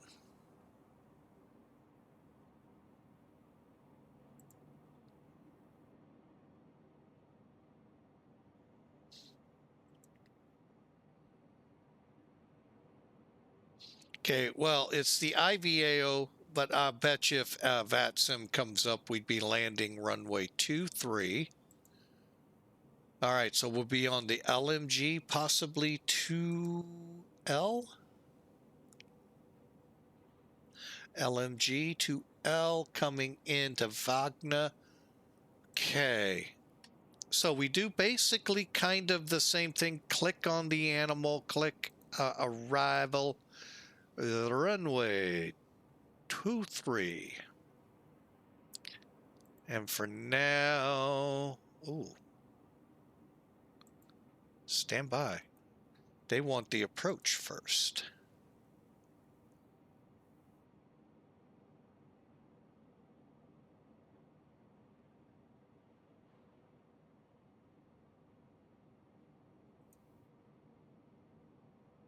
Oh, Wagner is the initial 23 miles out. Well, who am I to say any different? We'll just do that. Via, what's Wagner? I don't think we have one.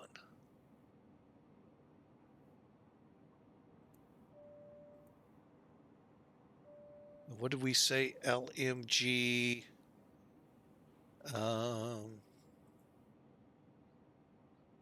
2L.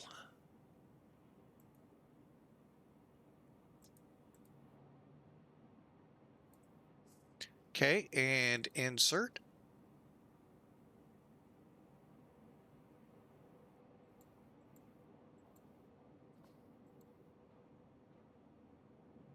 Chala BB or BD double lot 1, double lot 2, Wagner. No discontinuities, so we're good. Straight to the fixes and in. Good deal. All right, so there's our missed approach in blue. At par. Where's at par? Oh.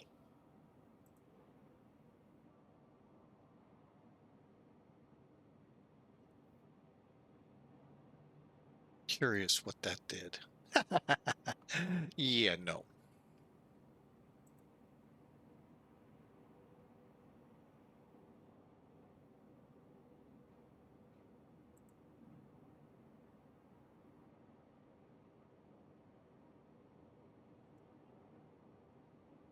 Perfect. All right, now it looks right. Okay, so at par, so here we'll come off, hold right up here. Then if we need to go to our alternate, the start of the route, Oblak, Siki, and then into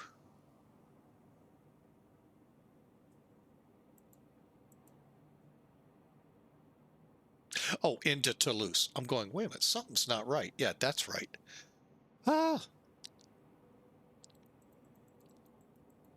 Cool. Oh, come on. There we go. All right, so we've got the plan in. So next up, fuel and load. This I really don't understand much about. It makes sense when you say it, fuel and load. Well, it's got to match. It never does.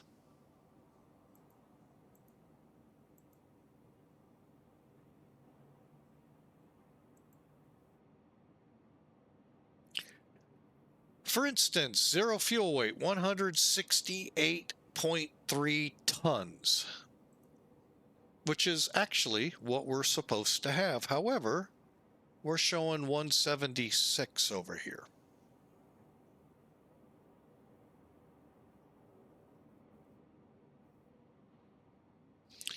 So I'm going to put that number in, 176.5. Enter. Block fuel. Go to the fuel page. 14.9er. 14.9. Enter. Now the crazy thing is here, I have no idea where to find this CG. Zero fuel weight showing 34%.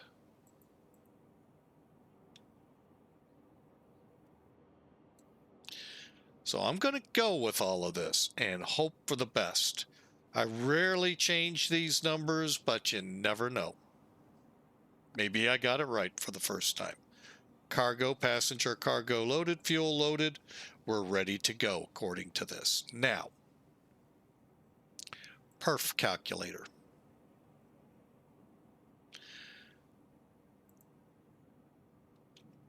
I put 0.0 because I don't think it actually works.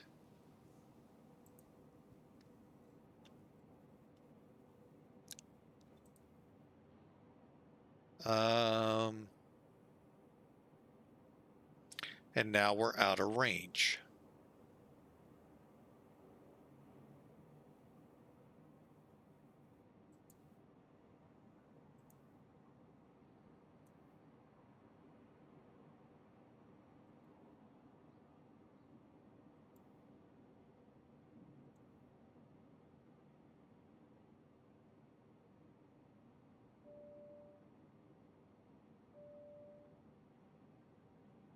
I did load the fuel, right? Fuel loaded, okay.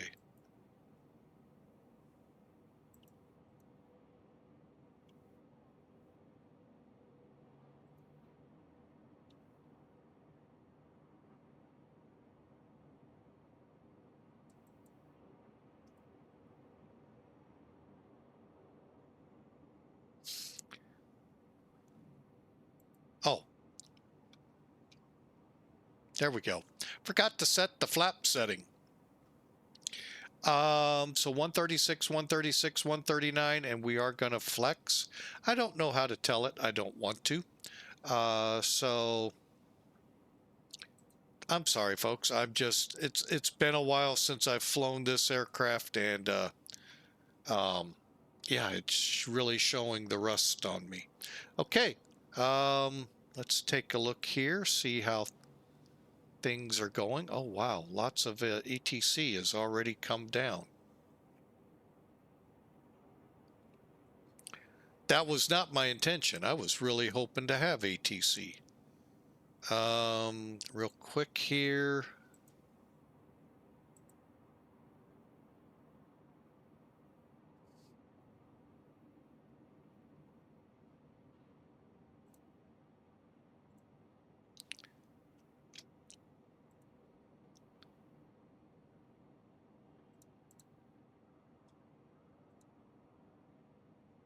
All right, RVR is going to be allowable to 75, and we're good to go here.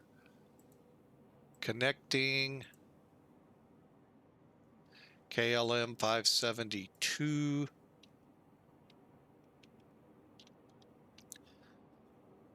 And we're an A350-9. XWB.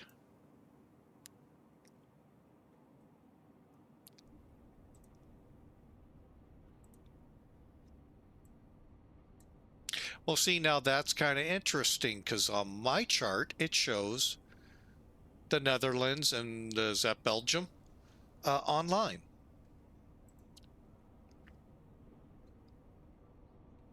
Now, the good thing is we start off with ground.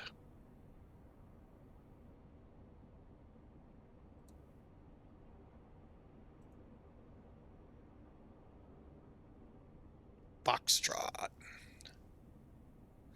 All right, we are ready to go. Now, this radio down here, it's a little different.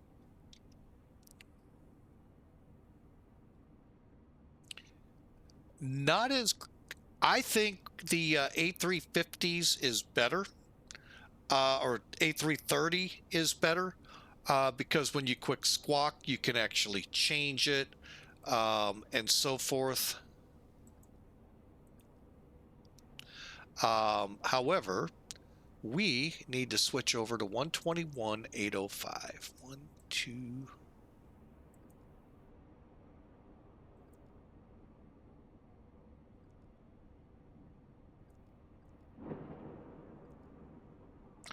That was pretty cool. Either a rampy hit my plane, or that was a pretty good clap of thunder. Although it's kind of hard to tell.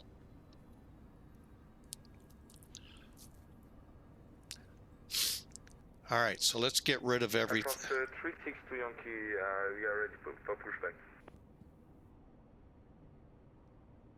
Air France 362 Yankee, when clear of the company Airbus A320 behind you, pushback and startup approved.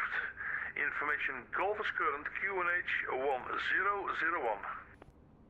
QNH 1001, clear to pushback after the found the traffic behind me.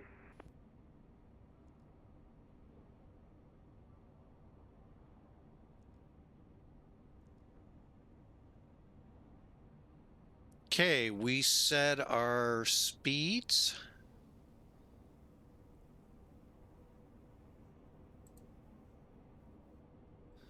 You know what I forgot to do? Set my perf page. Okay, V1. Actually, I'm going to make it 3-1. What runway? 136 and 139. Flaps 2. Air France 901 Echo Mike, are you ready to taxi? There is traffic waiting for you.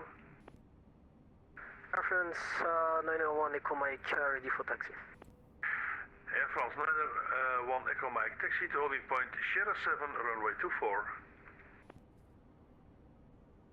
Taxi to holding point Sierra 7, runway 24, Air France 901 Echo Mike. Where?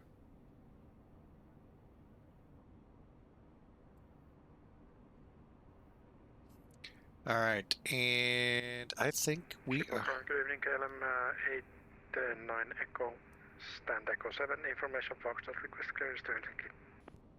KLM I-89 Echo, clear to Helsinki, on ticket to Sierra departure runway 24. Initial climb, flight level 60, and the squawk is 3134. Get Helsinki, on ticket to Sierra departure runway 24, initial climb, flight level 60, squawking 3134, KLM 89 Echo. KLM 89 Echo, readback is correct, report fully ready.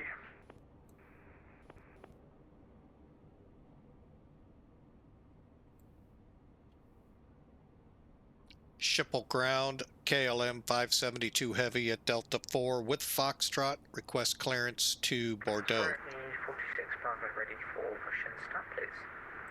Osprey 426 Bravo, pushback and startup approved. Information Golf 10 in the 9er, nose facing east.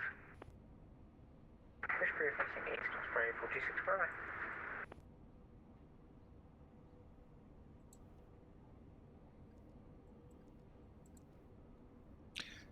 And Schiphol ground, KLM 572 heavy at Delta 4 with Foxtrot. Request clearance to Bordeaux.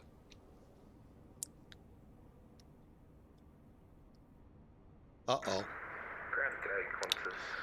Am I not getting out?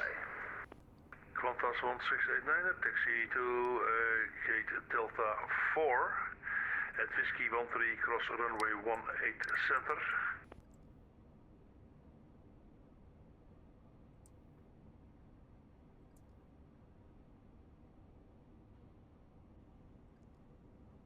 Qantas 1689, taxi to gate Delta 4 at Whiskey 13 cross runway 18 center.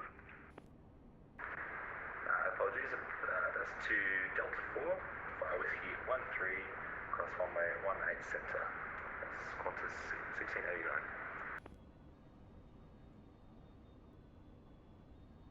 This ought to get fun. He just put someone in my stand. Schiphol approach or ground KLM 572 radio check. Air France 901 Echo Not Mike. getting out. At Sierra 7, hold short runway 24 and contact tower 0.230.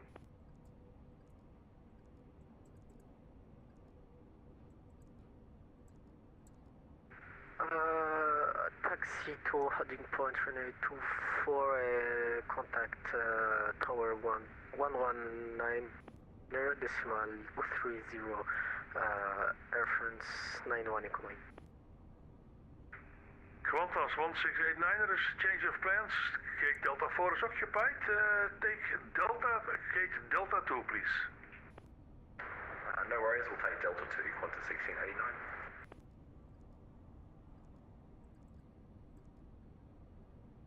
He may get it back if I can't get up and going here.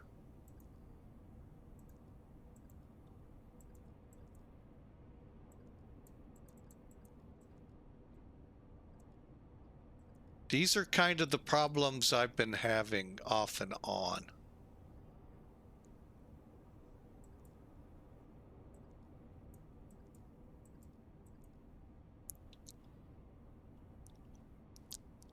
Schiphol ground KLM 572 radio check.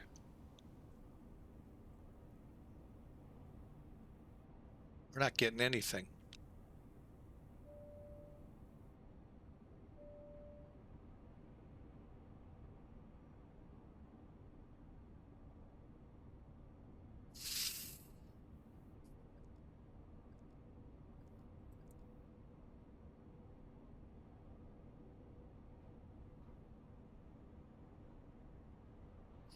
Well, we're going to disconnect because I can't talk to him.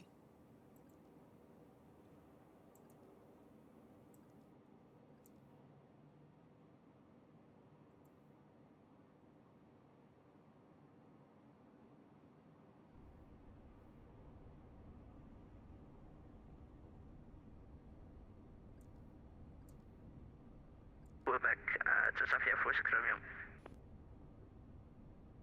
Air France 362 Yankee ready for taxi. Air France 362 Yankee, taxi to holding point Sierra 7 runway 24. Taxi heading point Sierra 7 runway 24 Air France 362 Yankee.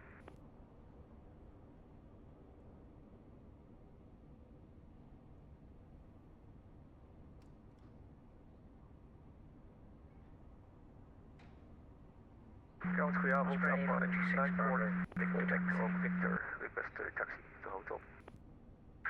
Alpine 904 Charlie Quebec, taxi to stand Hotel 1 at Whiskey 13 cross runway 18 center. Roger to Hotel 1, Whiskey 13 cross 18 center, Alpine 94 Charlie Quebec. Osprey 426 Bravo, taxi to holding point Sierra 7 runway 24.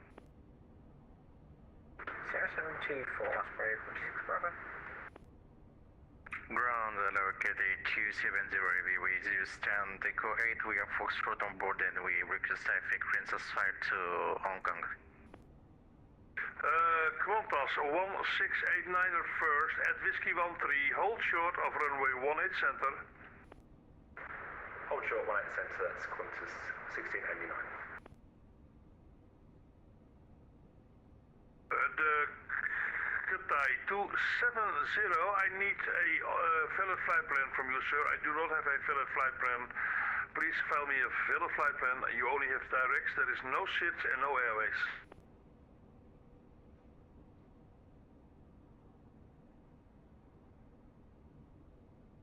Schiphol Ryan, good evening, Speedbird 443 Vector, passing Vector 2. Speedbird 442. Freebird 442, welcome to Schiphol, taxi to gate Delta 18 at Whiskey 13, cross runway 18 center.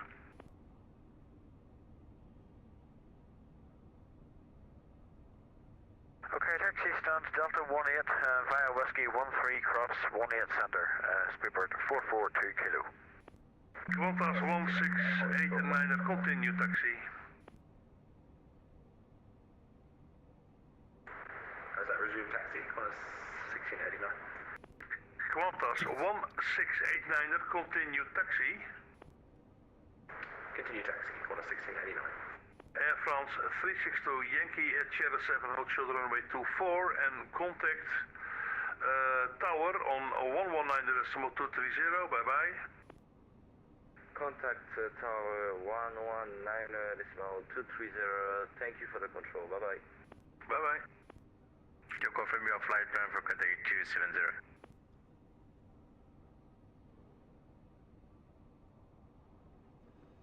Yes, that's much better. Cathay 270, clear to Hong Kong, ARNAV 3 Sierra departure runway 24. Initial climb, flight level 60, squawk 3155. We request runway 18 left is possible for Cathay 270, yes, so heavy. Cathay 270 negative, it's runway 24, sir.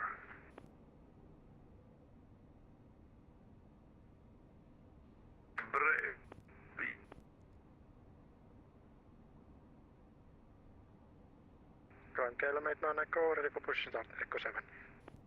Break, Osprey 426 Bravo at Sierra 7, hold short of runway 24 and contact tower 119.230.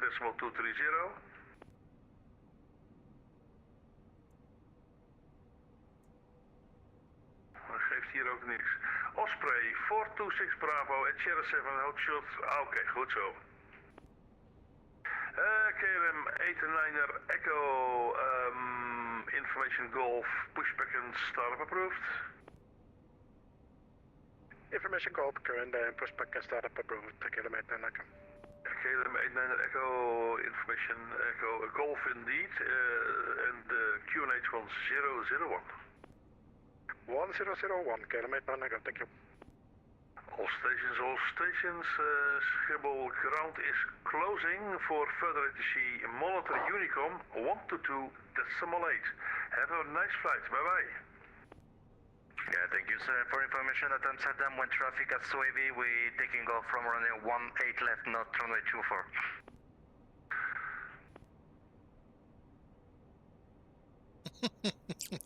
All right, folks, you've kind of listened in. Why would you go to 122 decimal? Cathay Pacific, do it at your own discretion. Schiphol ground is closing now. So monitor Unicom 122.8 and Schiphol Tower is also closing.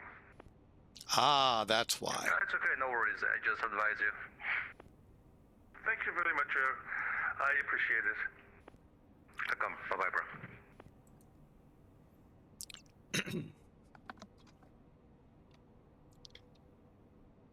Radio check here at Schiphol, seeming to have some troubles.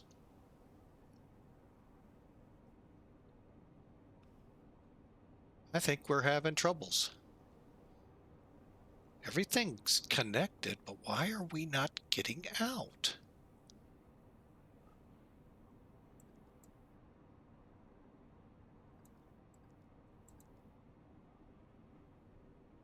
All right.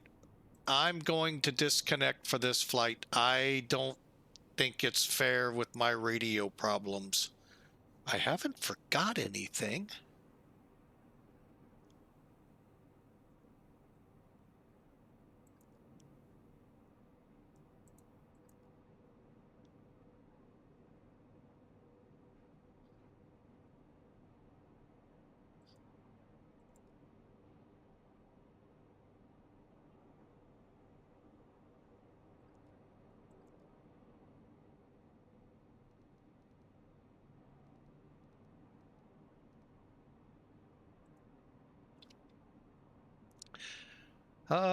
Frustrating, folks, when things don't work right. All right, well, we're going to go ahead push back since we have nobody now to worry about. But I do have some ATC out there that would make me nervous, mainly northern France. North of there, I would not be able to talk to, it sounds like. Well, I guess I could. You know what? Let's try this.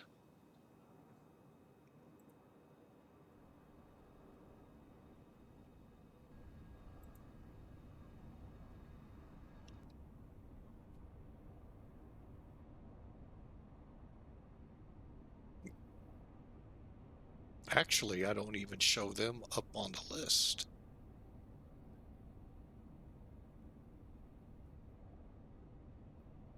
All right, well, we're going to push back.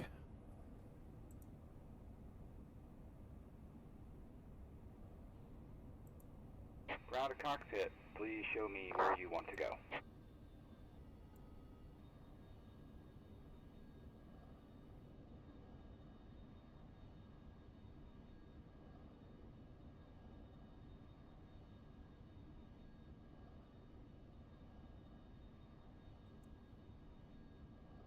Ground to cockpit, tow is driving up.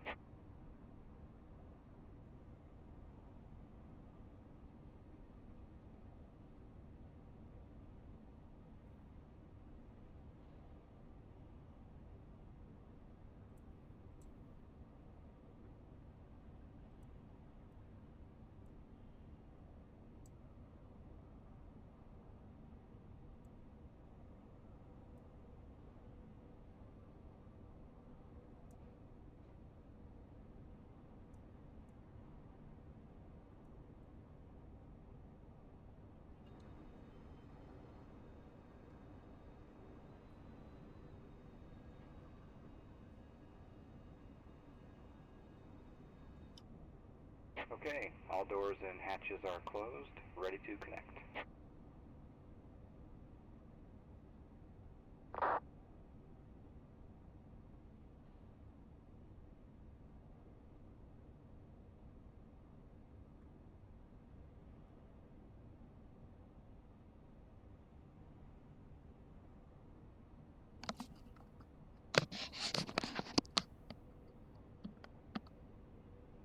Sorry for all the static and jumbling. I'm just making sure connections are good.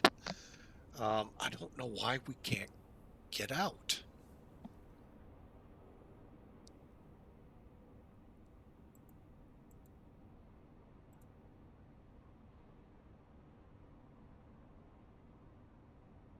So connected and bypass pin inserted. Release parking brake.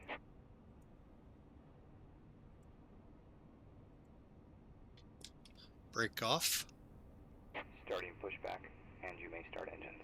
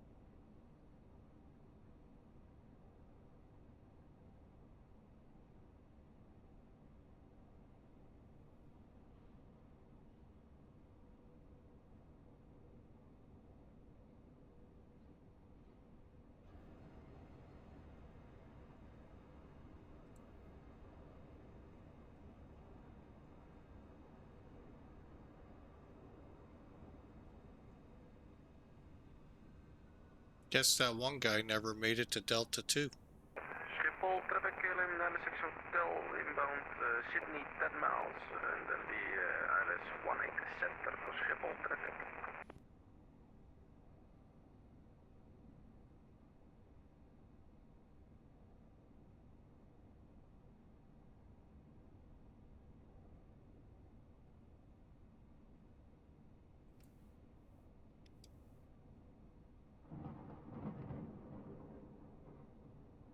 Nice thunder.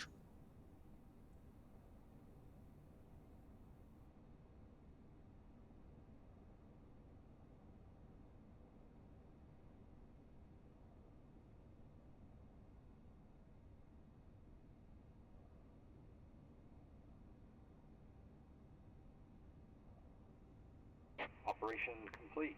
Set parking brake. Brake set. Disconnecting tow. Stand by.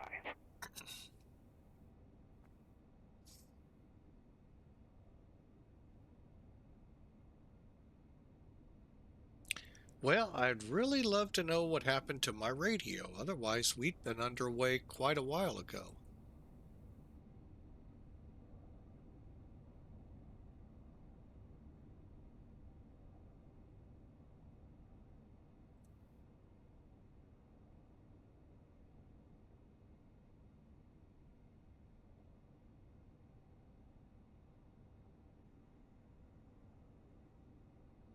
Amsterdam traffic left to the 4 Alpha Foxtrot now intercepting ILS 18 right. We will maintain speed 180 until 6 miles per hour.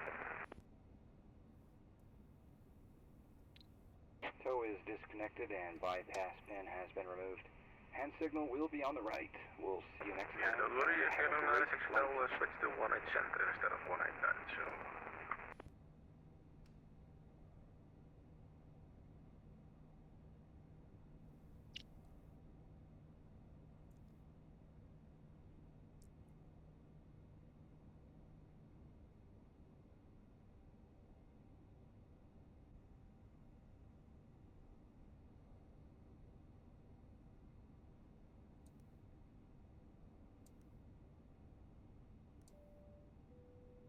Perfect. All right, we're gonna hope for the best here, folks. I don't know what are we missing here.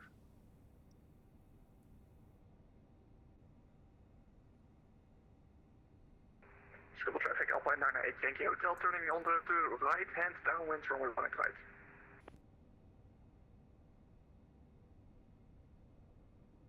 Schiphol traffic, KLM 96 Hotel now turning final 18 center, 9 miles out, Schiphol traffic. Good traffic, left to the 4 for Foxtrot 5 minutes final 18 right.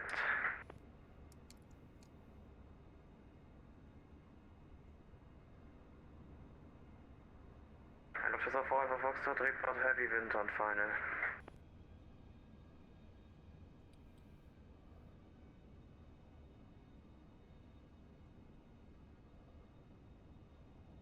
Yeah, don't worry, runway is yours. Amsterdam traffic at a 270 AV, pushing stars and Echo 8 facing north. Schiphol traffic, KLM 572, taxi to runway 24.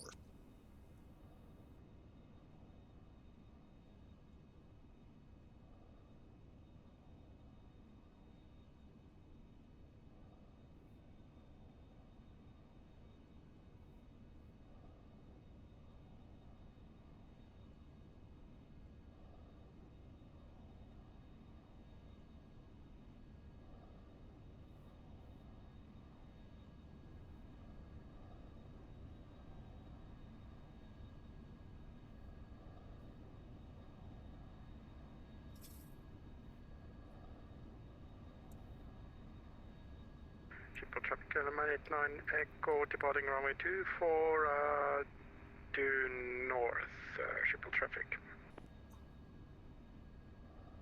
Schiphol traffic, Alpine 98 Yankee Hotel turning off the base light runway 18 right.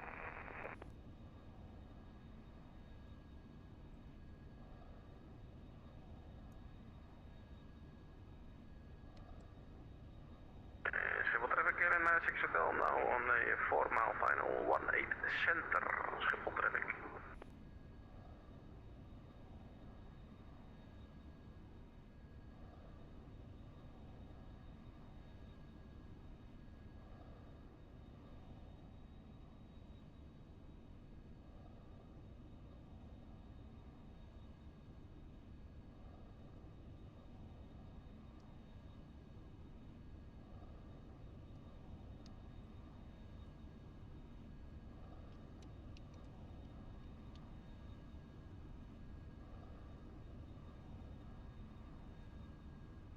Okay, that I know worked.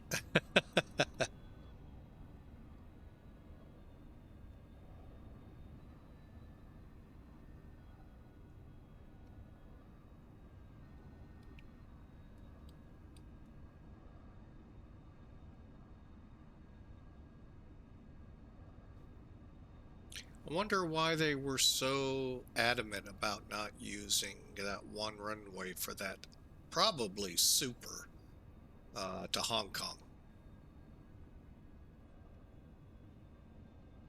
Granted, they have the right to say denied on a request. Traffic L.98, Yankee Hotel established, ILS runway 185, 7 miles.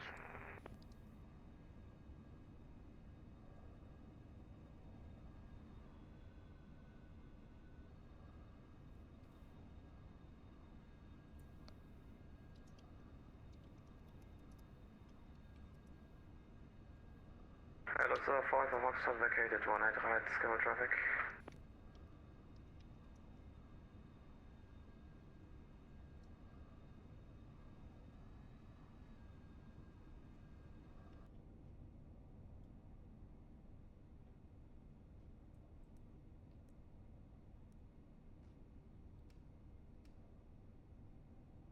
Okay, we're ready for takeoff, and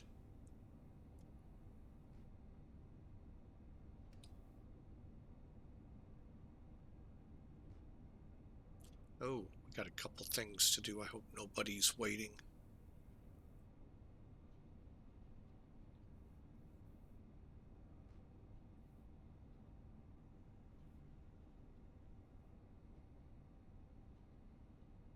All of that radio trying to get the clearance was pretty rough. Okay, hold. Now we go to 41. Schiphol traffic, KLM 96 Hotel, vacated 18 center, taxi extend, Schiphol traffic.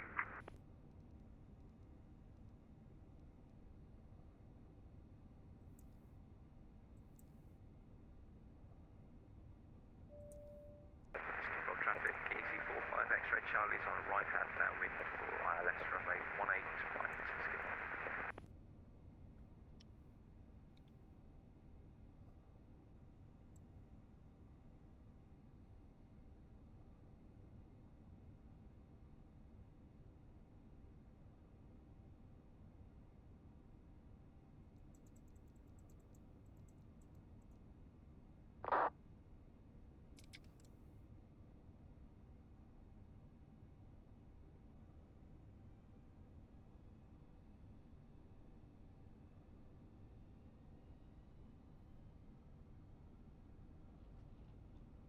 Amsterdam traffic at the 270 heavy taxi toward Impatico 6, runway 18 left via Alpha 13 and November 2. 80.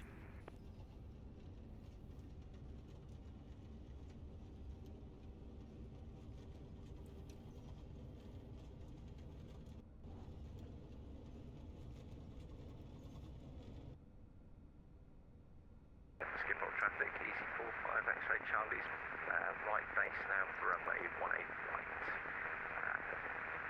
About 12 miles, Schiphol traffic.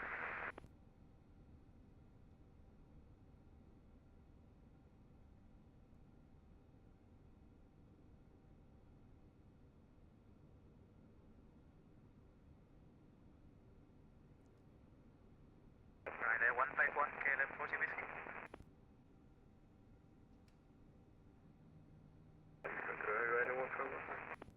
Ryanair 151, at which distance do you intend to turn final 18 right?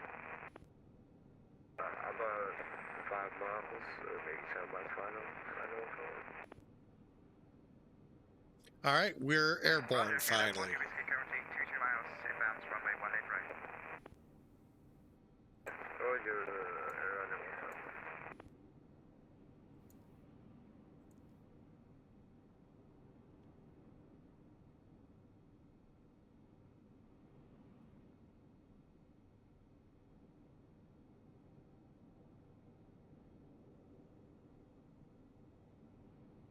Turning right for runway 18 right. Open Yankee Hotel, vacated runway 18 right, Schiphol.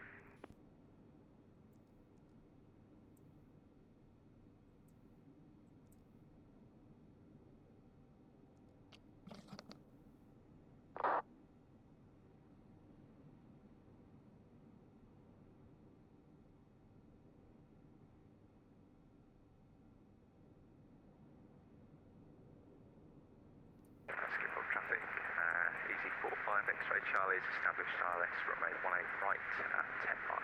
Schiphol.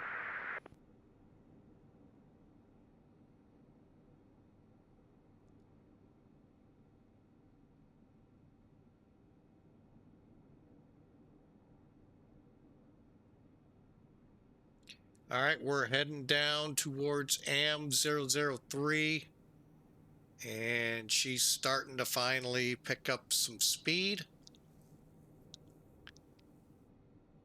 Actually, I can turn that off.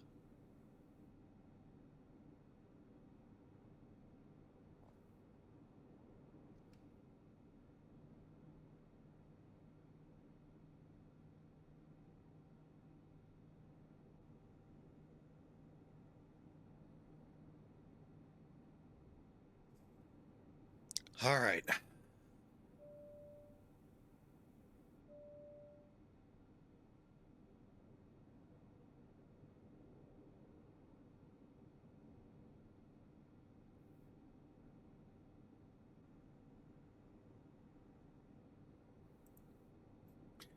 All right, I think we're under control. Gotta love when you say it that way, don't you?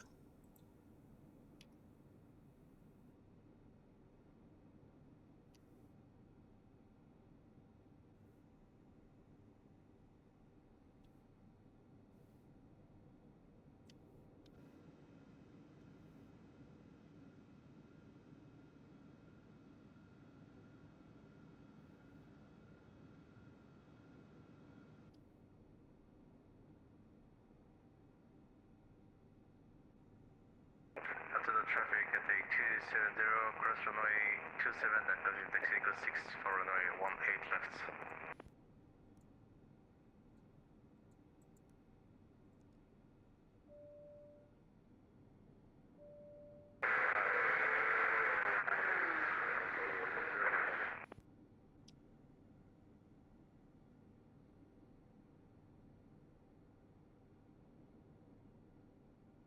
Schiphol traffic, EC45 X-ray Charlie, final runway 185, 3 miles.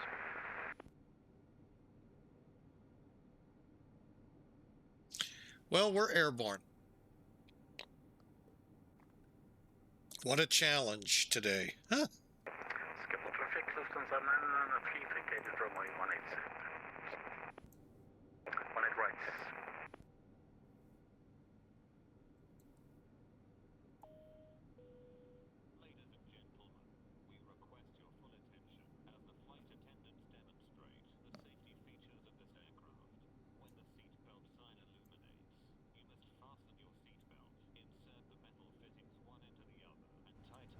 Pulling on the loose end of the strap. To release your seatbelt, lift the upper portion of the buckle. We suggest that you keep your seatbelt fastened throughout the flight, as we may experience turbulence. Airbus A350 has 8 emergency exits, 4 on the left side of the cabin and 4 on the right. Please take a few moments now to locate your nearest exit. In some cases, your nearest exit may be behind you. If we need to evacuate the aircraft, floor-level lighting will guide you towards the exit.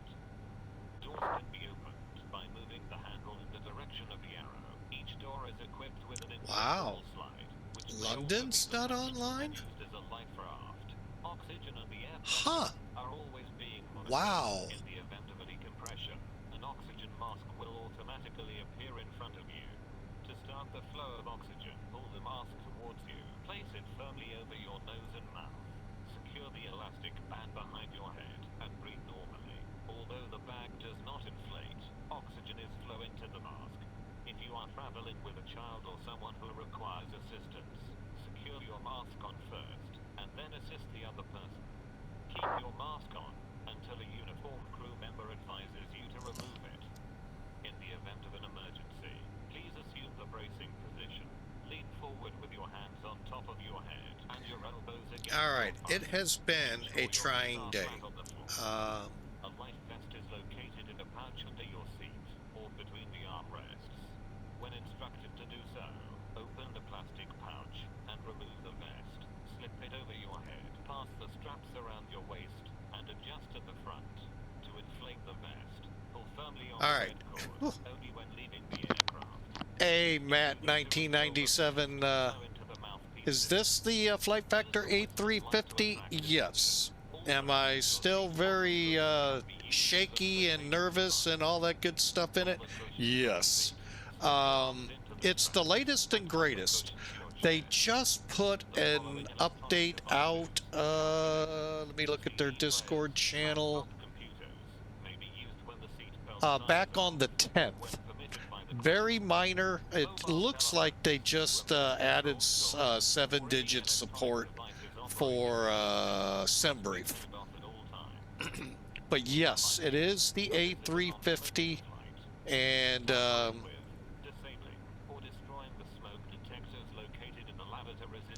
mean, it still has problems. The jetways don't work. I didn't even think to try the taxi, but it really mentioned only that. V2 is coming, so that means we're going to shell out some money probably for it.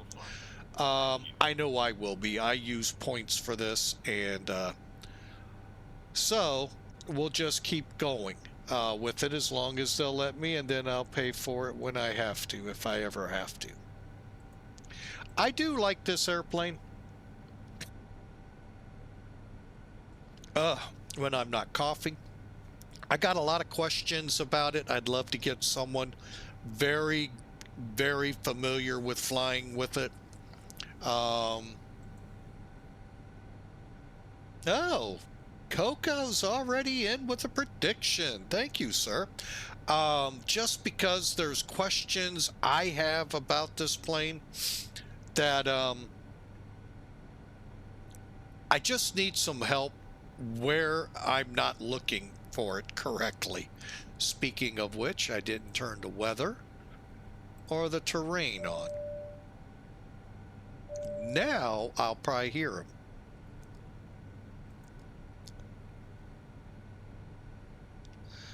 I did not. I have no idea. Well, let's check a couple of things he likes to get us on.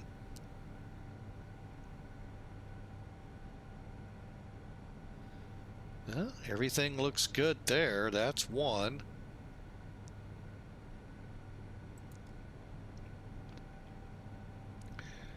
We'll set the lighting a little different.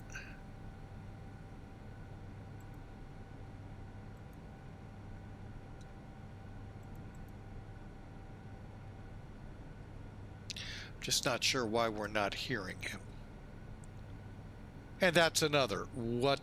And the ultimate problem we had today, everything's configured correctly, but I'm not getting out on voice. I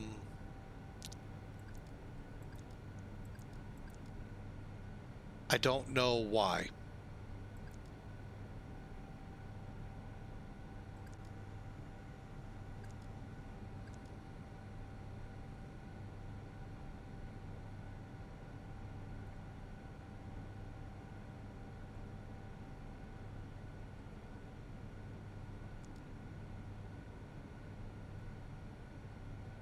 So, I mean, like I said, I just need to get with somebody to help me through this plane. Ladies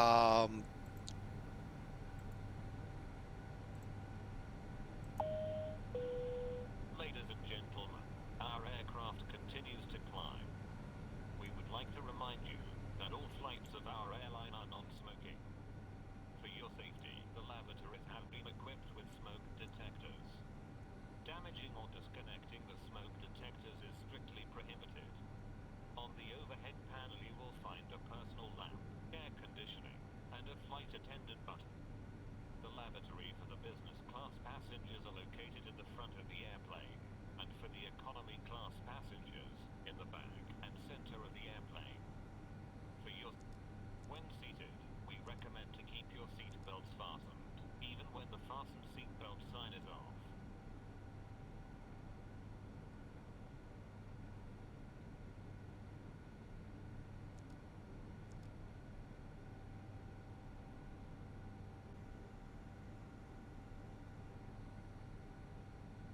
Yeah, just a few things I'm a little just don't get about this plane, and would love to talk with someone.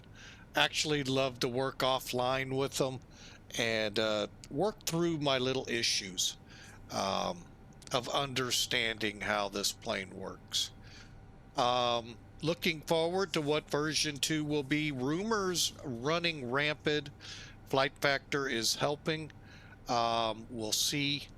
I'm not a big fan of rumors, but as anything better than what I'm seeing is a godsend. But it flies. It's a good aircraft, fun to fly, just like any Airbus. And I do recommend it. So I bought mine on points. So I'm waiting for the day for them to say, nah, you got to pay for it. And I'm like, I don't know if I want to. So, but yeah, that's some pretty good wing shots here. I thought I had oh, there's my nose shot. So I hope you enjoy. Let's try this again.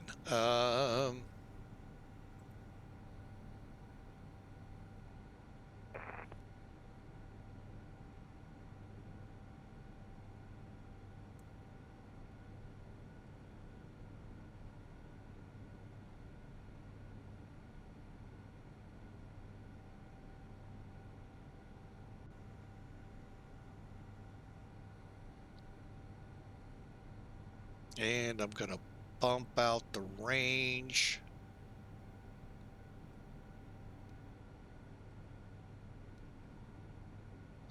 There we go. When are we going to enter that center?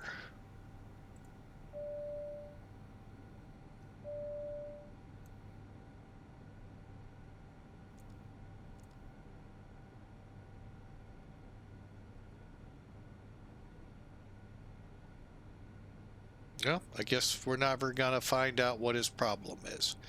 All right, got a little rain off to the north and or left of our route, about 60 miles or so away.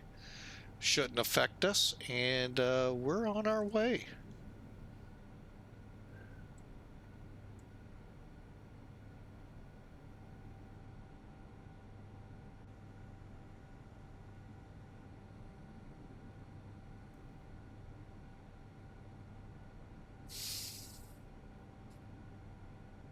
REMS control northeast of LFF.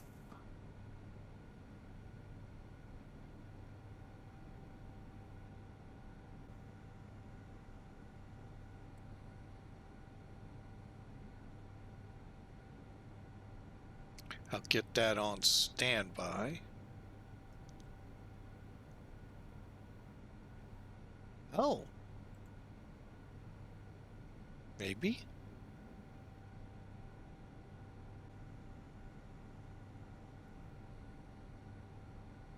One tree.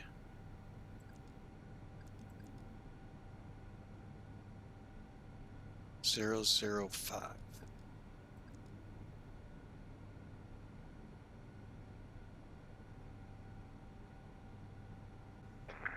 Traffic takeoff runway 25 right, speedback at 96.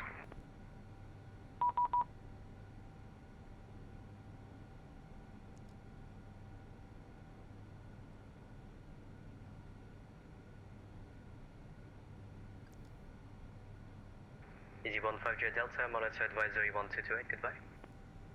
Over advisory 122, just on late, EZ15J Delta, thanks, goodbye.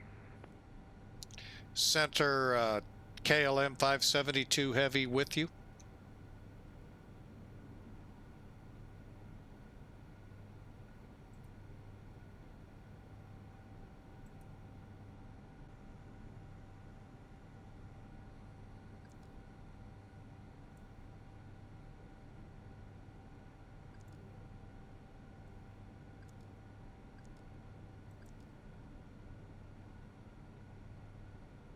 Center KLM 572 with you.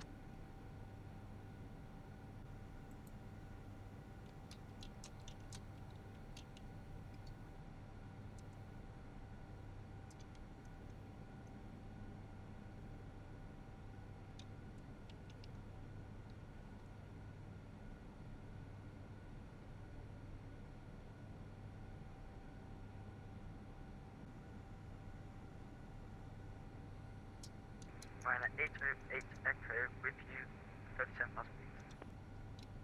Runway 808 Echo, Hans bonsoir, identified, direct to DFD. Direct to Denver, Ryanair 808 Echo.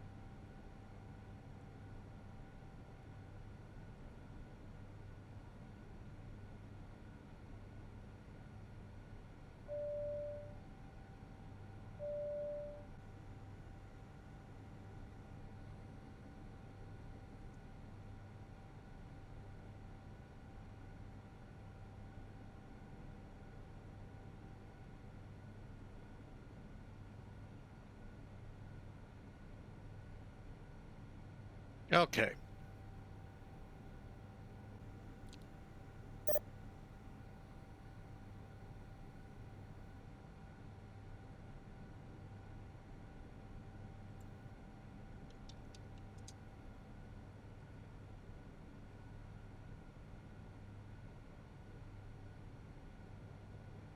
All right, just a little chat between me and him, letting him know I can hear him, but for some reason I'm unable to transmit.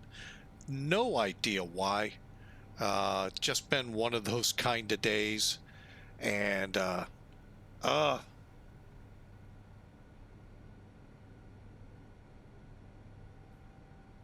hate them when they happen. Oh well, and so do they, because they don't like texting either.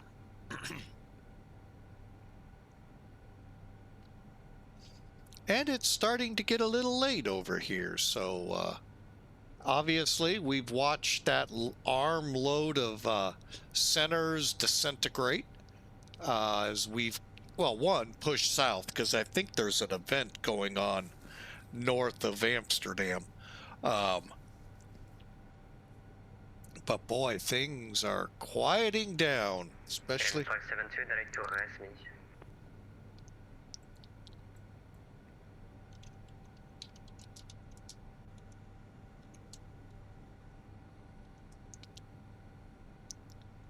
LM572, proceed direct to RESMI, Romeo Echo Sierra Mike India.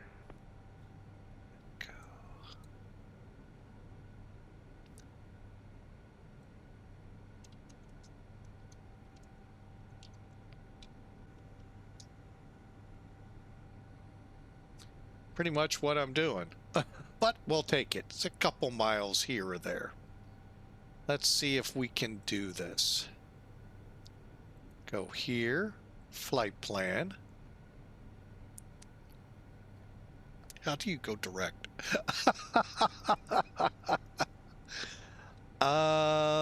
Let's click.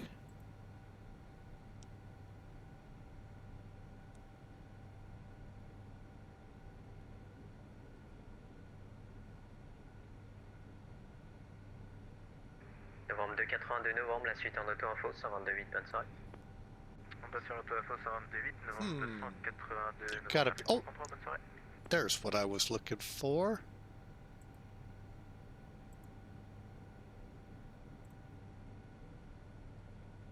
There we go. I'll figure this plane out a little bit at a time.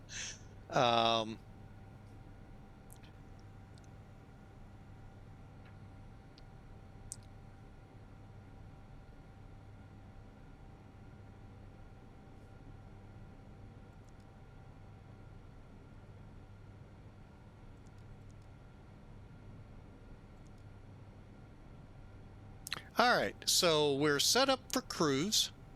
We're in need of a category change again. My bad. Things have just been crazy.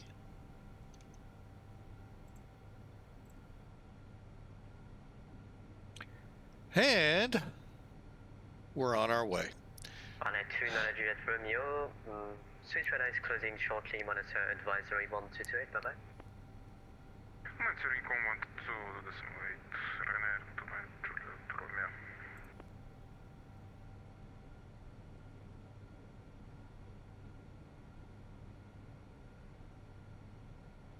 He is rims, right?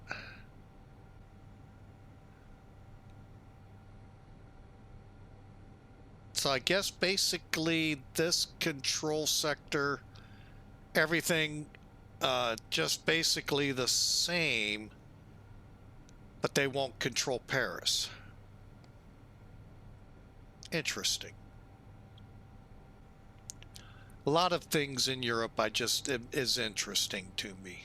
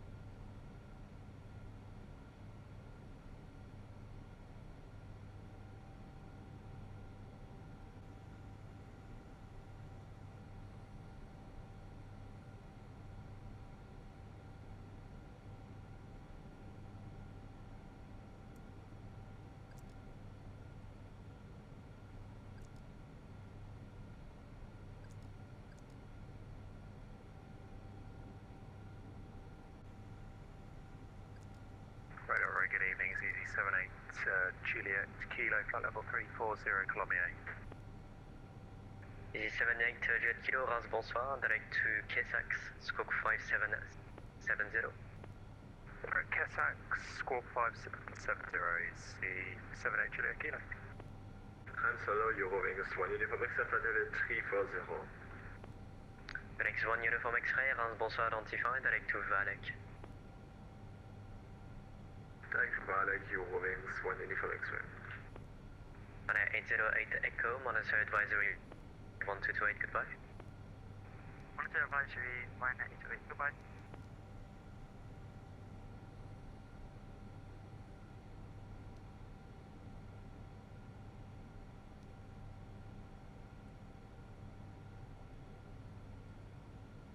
I just got this feeling I'm missing a white button somewhere.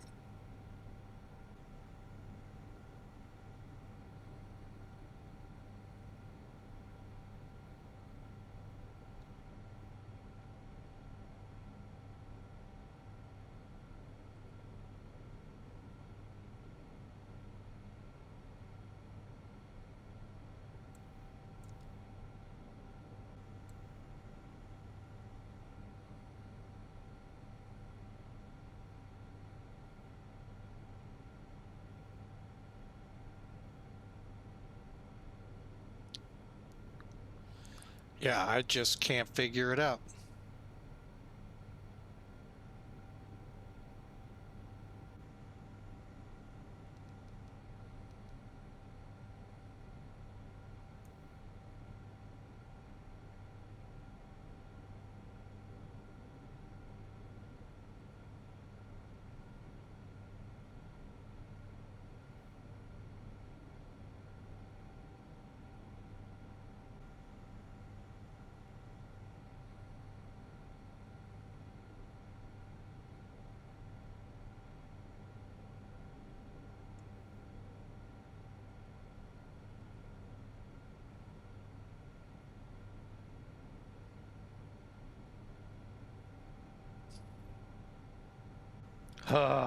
Oh well.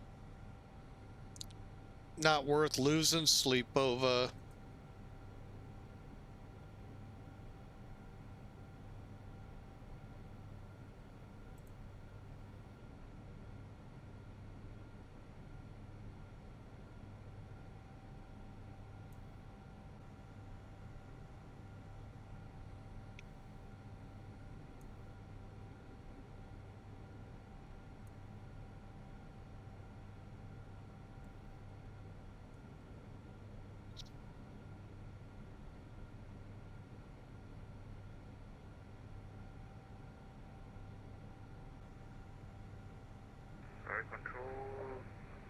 bonsoir. Speedbird 743, checking in 360. Stuart 743, rounds bonsoir, identified, direct to Abner, Alpha Bravo November Uniform Romeo. Direct to Abner, Speedbird 743. You may now turn on your electronic devices, such as calculators, CD players and laptop computers.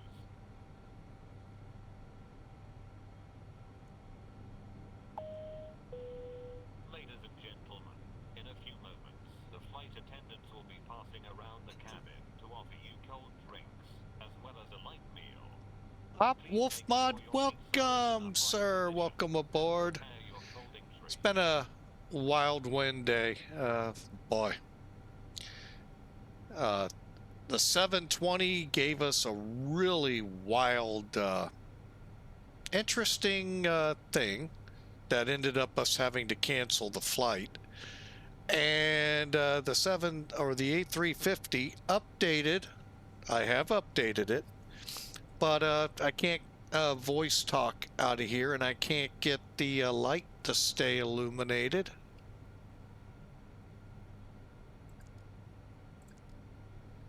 On the call. Although it does say I'm transmitting. So welcome aboard a just lovely, lovely Thursday. To all, though, good news, the weekend, it's Friday Eve, just ahead.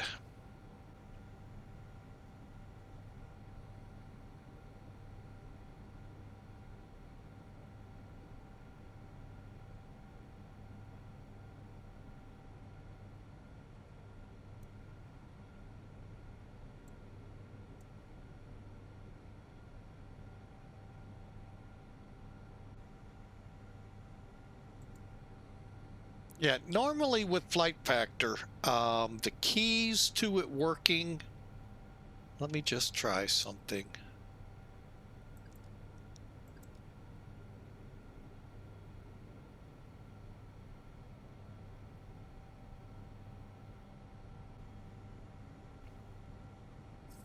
Yeah, that light usually stays on, but it's been a few weeks since we've flown it. I don't know if it'll do that now. So, oh well, we'll just continue on text and hope for the best. We have been given a direct RESMI, which is 38 miles ahead. Got a pretty stiff crosswind at 62. If you all look at the nav display here. And everything looks well.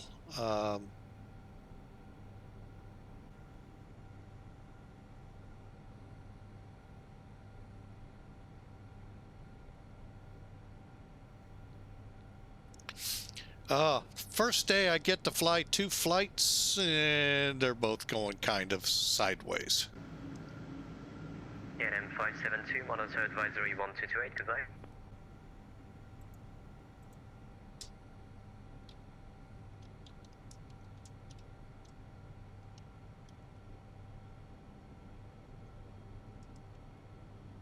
ELM 572, monitor advisory 1228, bye.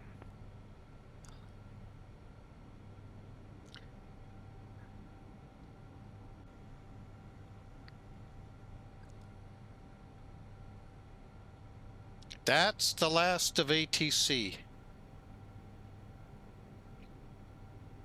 Amen to that. Not only did we open our eyes, but we're still above ground. Not below. I heard somebody say that when they heard, at least we're allowed to open our eyes. At least we opened up and we were above ground and the sun was coming in.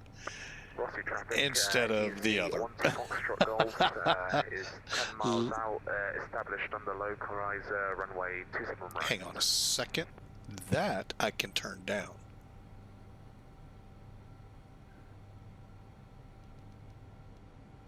All right, we'll turn it down here instead of over here. Hang on, what do I got?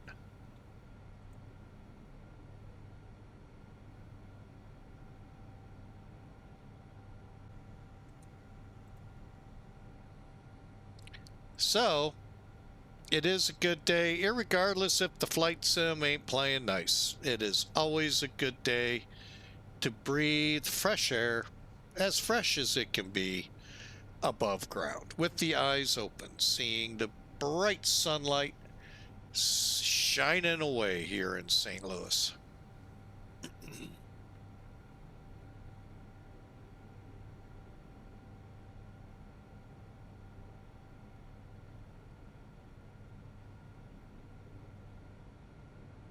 Ah, what a day, though, it has been.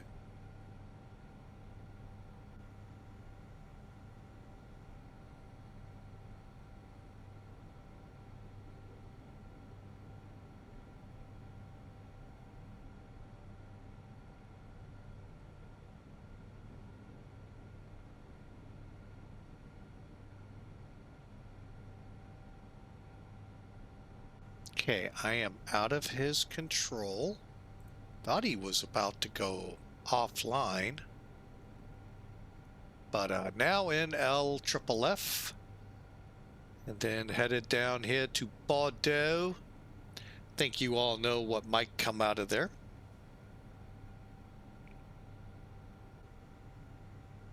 So the first flight, we got about a third of the way there, quarter of the way, made the turn towards Mares, and things just went bad. It just, like I said, it looked like the aircraft went negative. And by negative, I mean, you know, a negative picture. The old cameras. Now, I know many of you don't know that pictures can be taken on other devices other than your phone. And they start by putting a picture on the film negative, and then chemicals make a print that you get. That's what it looked like, that negative, to a point. And it was right, I think, when it was saying my Memphis scenery is in need of whatever, updating or whatever. And that just tells me Memphis is not going to have scenery. I didn't think I had it in X-Plane 11, but I had some things in there that I don't for X-Plane 12. Be back after the ads.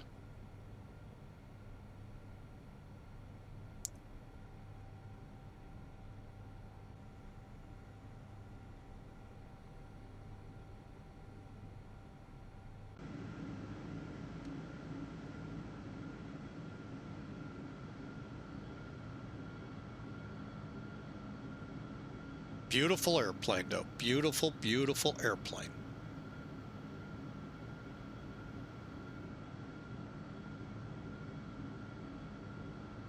Actually, I've never seen one in real life. Love to. I think it'd be cool.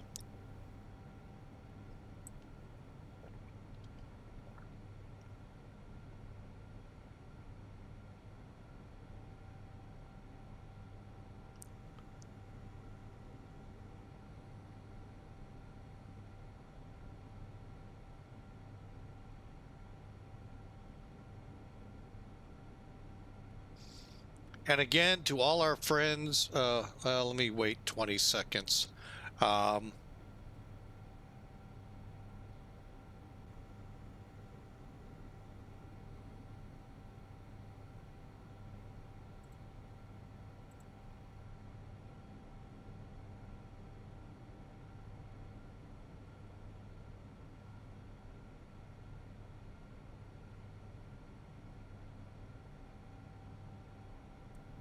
All right. Hopefully we're out of the ad break for you. But to all our friends down south, ooh, the numbers keep coming in of how much snow you got. Wow. To hear New Orleans, Bourbon Street, 10 inches of snow. Now, I will say, that does not happen. I liked one person, but that does not happen very often. But the one person I was listening to, why did that not change?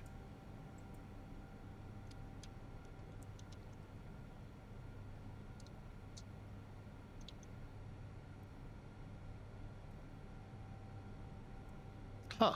We'll take a look at that in a few minutes. For some reason, the category didn't change when I changed it. But anyway, he put it this way.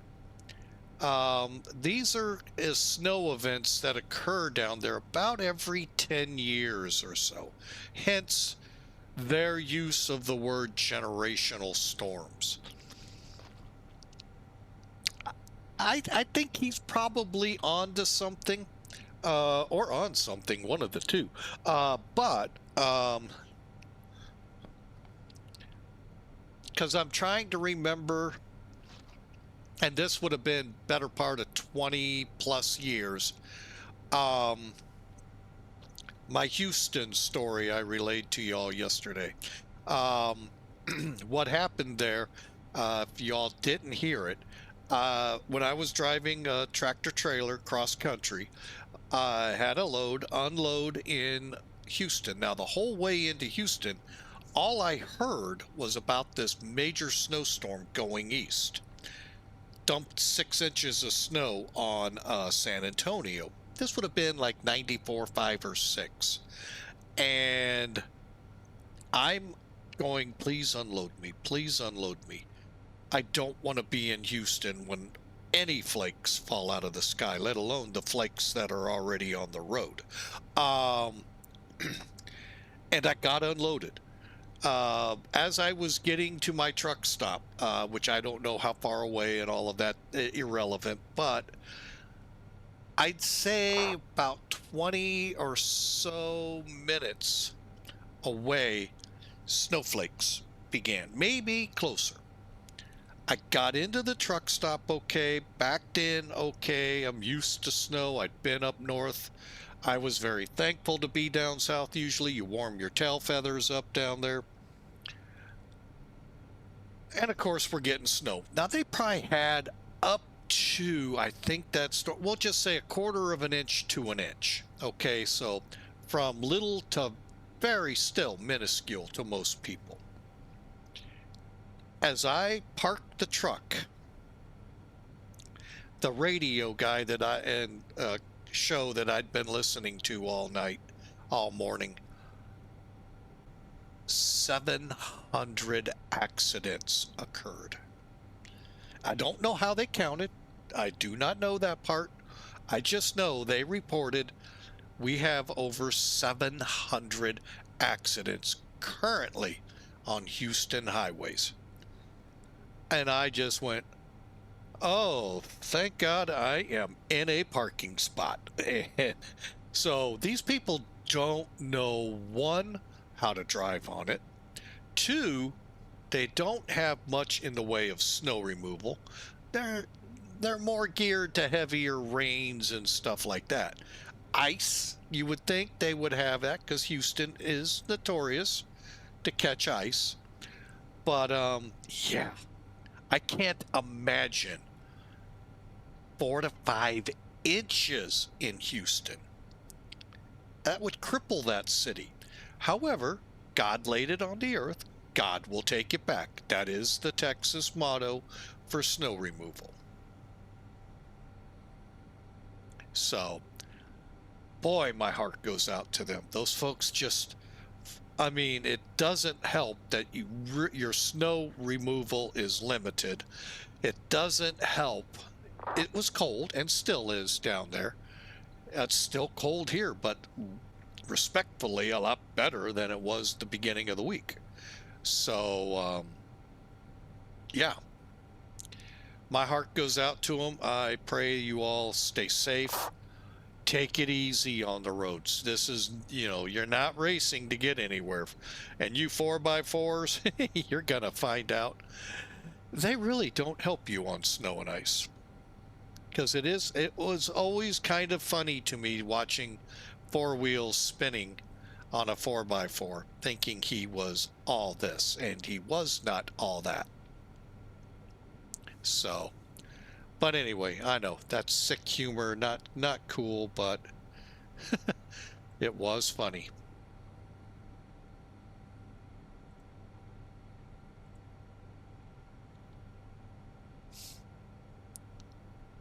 All right, top of descent's coming up. Let's set up for it. All right, let me pull this back up. Performance. Oh, it's showing cruise, but it's not showing cruise. See, that's another thing I don't like. This does not seem to actually, it works across the tabs, but the tabs don't show up. Descent technically does not show our information. However, we're going to load in our destination right now. All right, so we're still planning to oh wait, sorry, there we go. Real world information wins 170 at 7.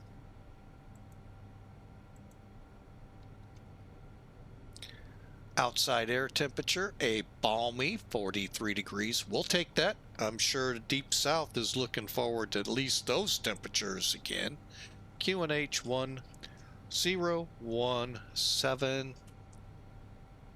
And our approach for the ILS probably it is radio altitude 200. Enter.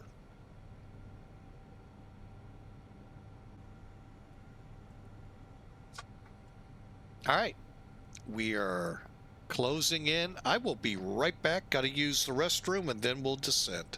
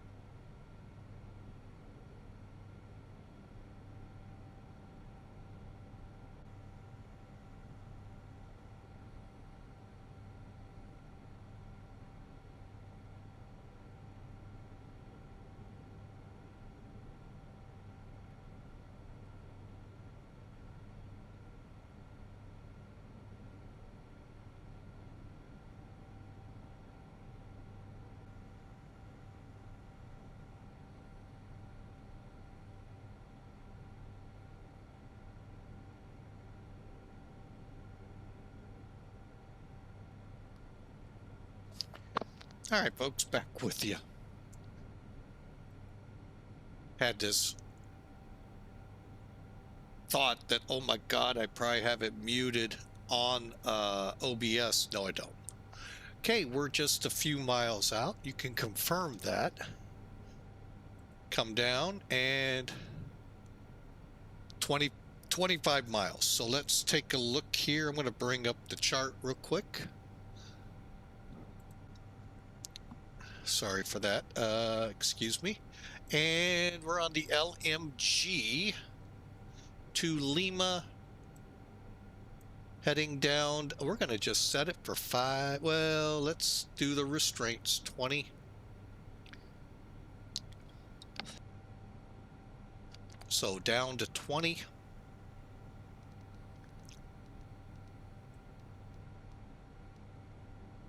And I'm going to go ahead and start it.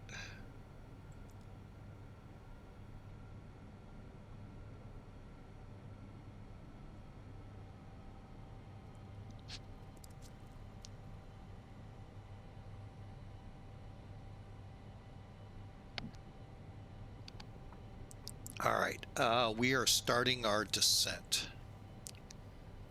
And the goal is 20 at Marie, as you see. Shala at 16, 5,000 at Wagner.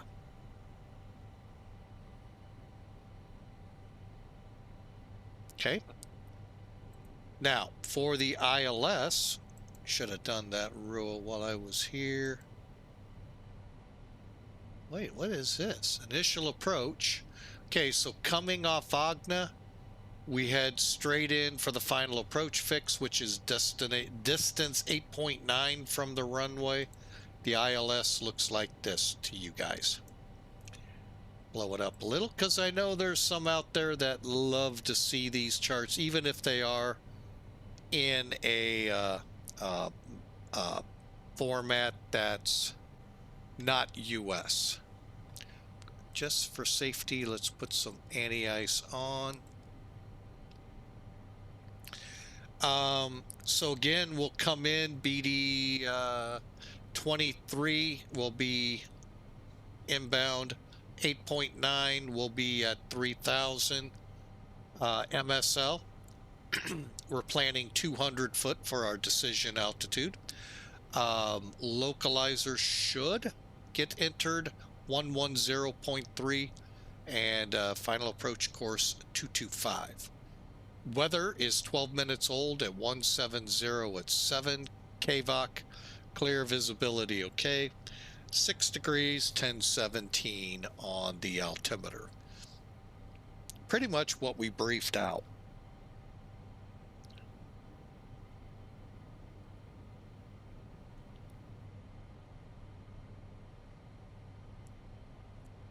All right, and then transition 5,000 feet.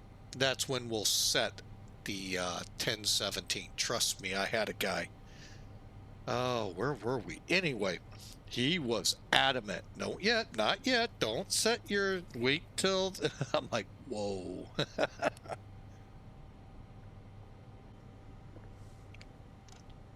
What I was trying to do was get set up so I don't have a lot of stress. No, they mean for you to wait. So down here, I hope y'all got to read the missed approach out to Etpar. Again, 210 maximum speed into IBD 23 and then follow it in. Recommended altitudes if the glide slopes out. That I wish more charts would show. And then here's our vertical.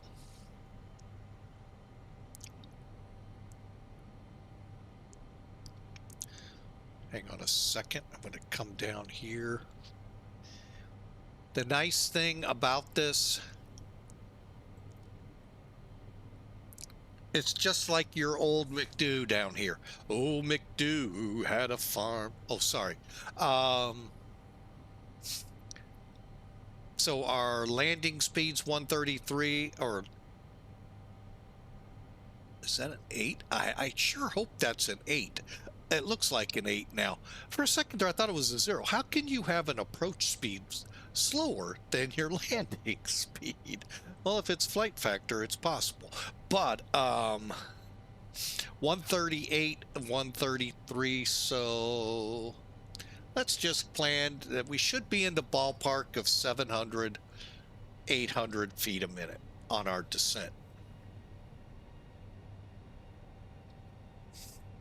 Again, Marie, we're aiming for 20,000 feet. That's why I stair-stepped us. We're going to get there early. You can see where the hockey stick is. Well, no, you can't because it's blocked. All right, let me finish this chart up and then we'll show that to you. So we'll have a high AILs 2, reels, the strobe lights on the end of the runway, threshold, and PAPIs on the left. Finally, our minimums for this runway, 351 MSL or 200 AGL. We're going to pick AGL. RVR has to be above 550. So your visibility has to be higher than 550. 9999, you're fine. So, and if you have your flight, if you're not using flight directors, autopilots, or DA or HUDs, you're up to 750. But that's if you've lost some of the lighting. All right, so here we are coming into LMG, and then we're shooting the approach.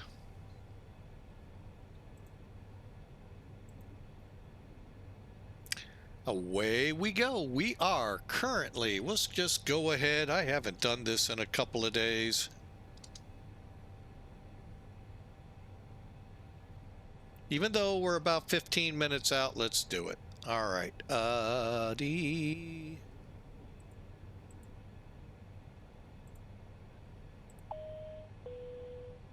and gentlemen, we would like to remind you that use of all electronic devices during descent and landing is prohibited as it may interfere with the navigational equipment. Thank you.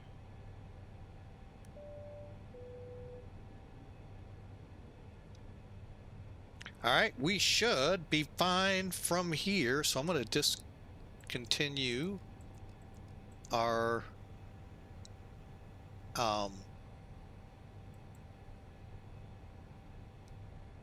anti-ice, and we're proceeding in. Feel free to put predictions in, exclamation mark, the word predict, hit that space bar and a negative number. I think we've got Coco and mine in already. And I don't know, did I put one in?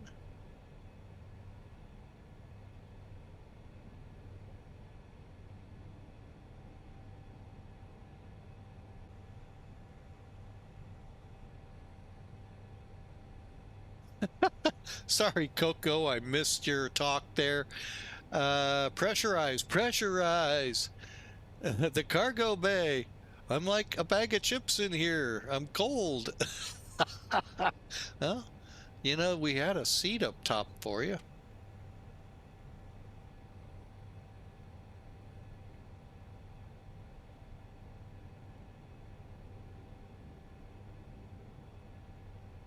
Oh, I haven't put one in.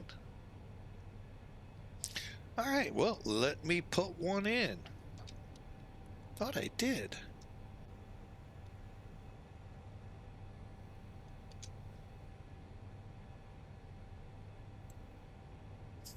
Okay, we got 2 entries. Let's go. Here we come in. Let's take a look at what an A350 looks like for those not familiar. So actually, for a second there, I thought, how did that door open? Coco's trying to get out.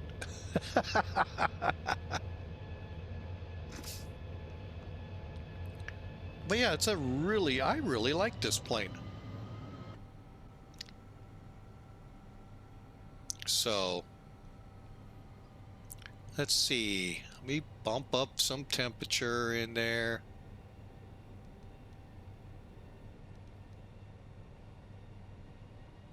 I have nothing to say, sir. Is there anything you Are you telling me it's working now?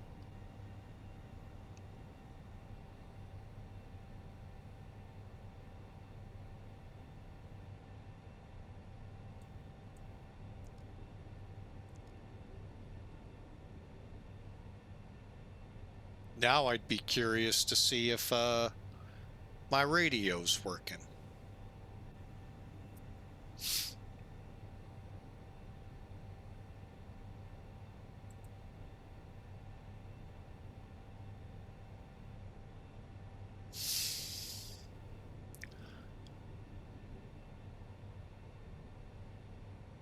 Here we go, turning inbound.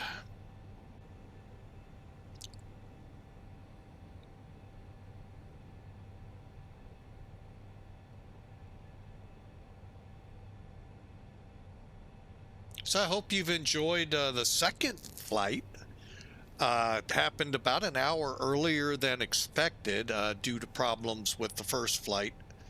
We've kind of explained it a couple times. And so I hope you've enjoyed Amsterdam to Bordeaux. And I'm not sure, but there is a day when the wine, and I think it's Bordeaux where they ship it out, could be a different airport, but it's a big ship out day, and the aircraft line up. I remember watching the Airbuses, A320s loading up on the ramp on this cargo show that I watched. Next time you're flying in first class, oh, go. Well, we had a seat for you.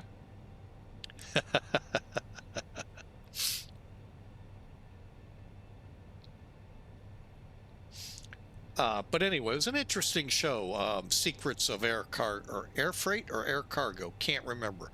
This was probably like probably early 2000s. Spotlighted FedEx, Hong Kong, and a flight for Northwest Air Cargo. So that gives you an idea how far back this was. Going around this little, going from Hong Kong to a couple of airports. Did it end up in Minneapolis or Anchorage? I can't remember. And the Bordeaux flights. UPS was spotlighted for a horse, carrying horses out of Kentucky for Japan. Yeah, it was a really interesting show, and I wish I could find it. It was just, I loved watching it.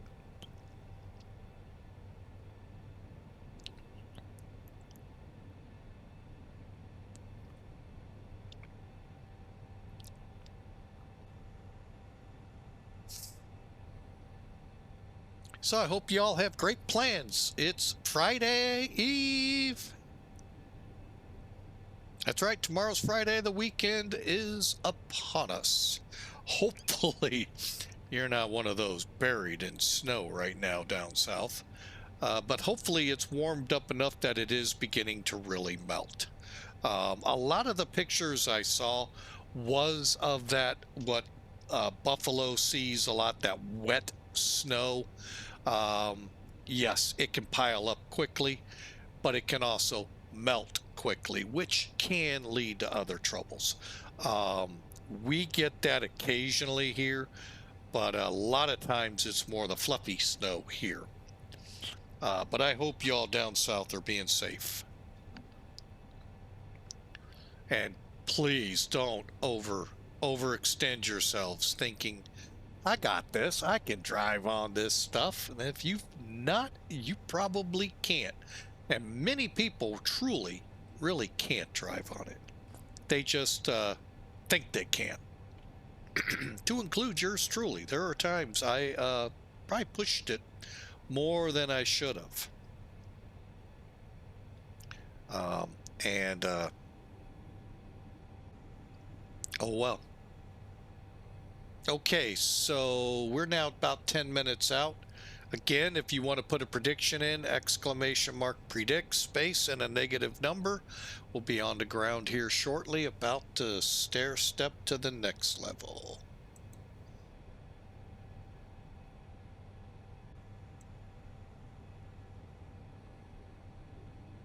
Okay, let's back this down a little. Help us out. We're going to level off at 20 here for a little bit. And I'm just going to set 5,000.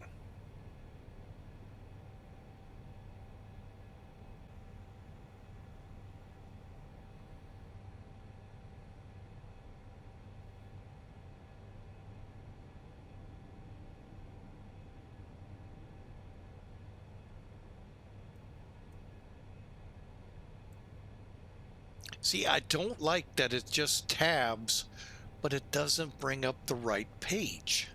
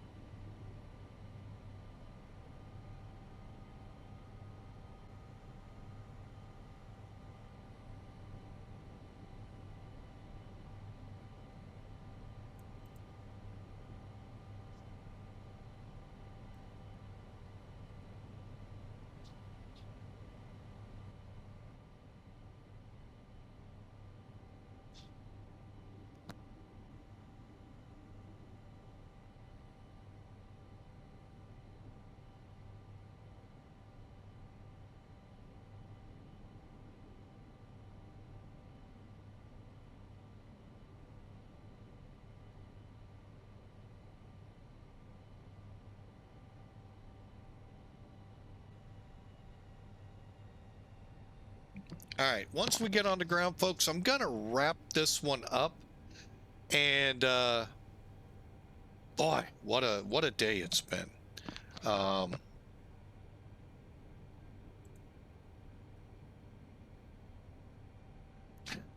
4 hours of streaming, and all I got is this one flight that's only about an hour and a half, 2 hour stops. Wow, that's because of the problems with the first one. Oh well, those things happen. All right, so we're gonna set 5,000 now, as soon as I can get the right indication here.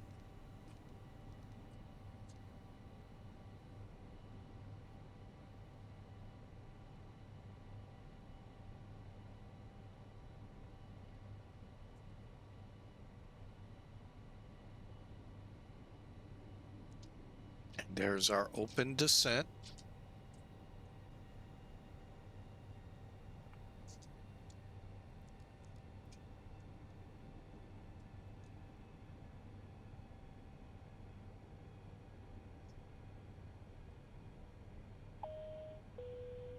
Ladies and gentlemen, in a few minutes our aircraft will land at the destination airport.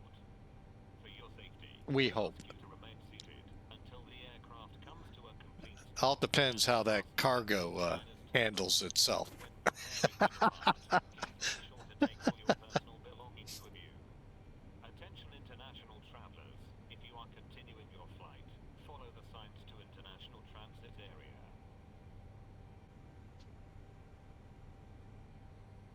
All right, we'll be back after the commercial.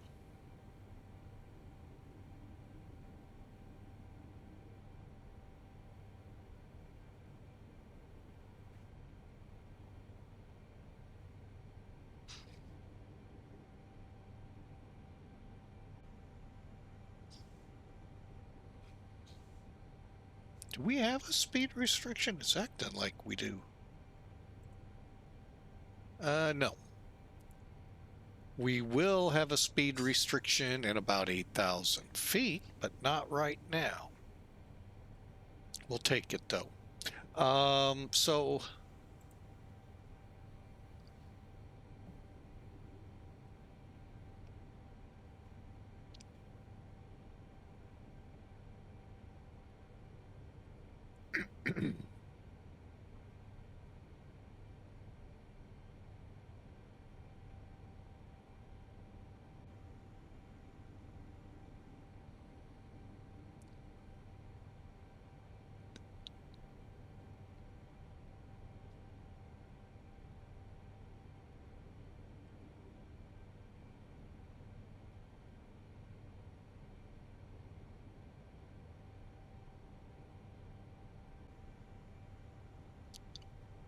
all right, we're out of the commercial break, folks. If those are getting where you just want to get rid of them, if you hit that subscribe button, I know it's going to cost you, but it will rid your login idea of commercials on our stream.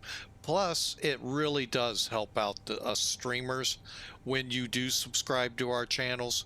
It allows us, for me at least, to look at new projects and new things out there to try to bring to the sim. So so far through this unemployment period, I have not had to use any of that money, thank God. But we have purchased a couple of things.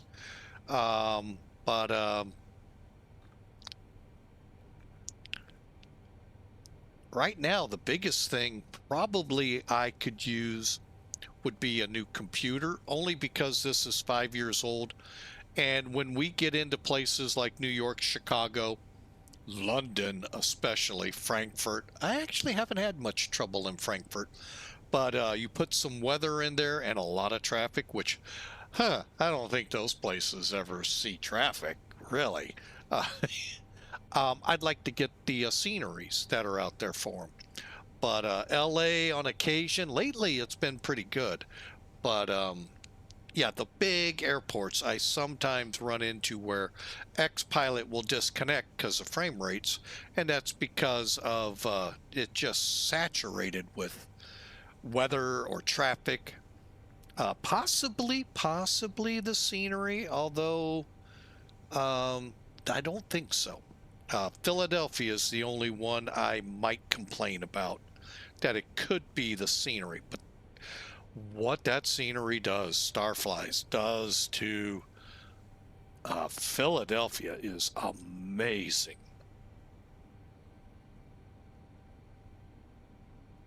But anyway, those are the things we look at. So if you want to get rid of the ads, that's one way. And if you do hit that subscribe button, know this from the bottom of my heart, thank you so much. We much appreciate it. And God bless you.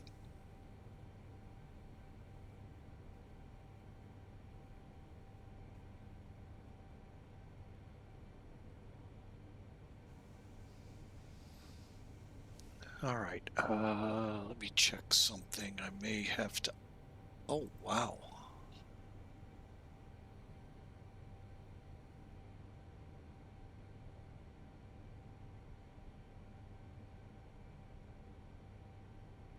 All right, let's get LS on here. Okay.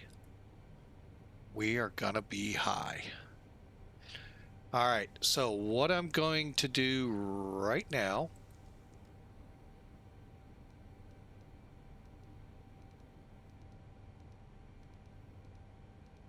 is enter a hold.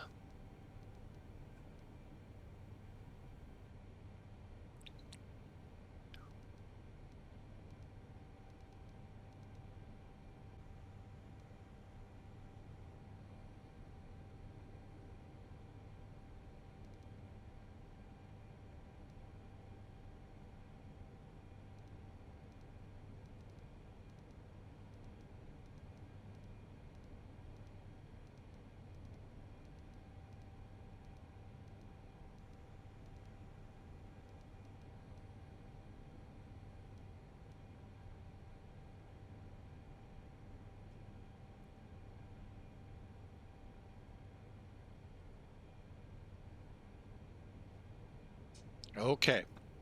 The only other problem with the plane I truly have is right here.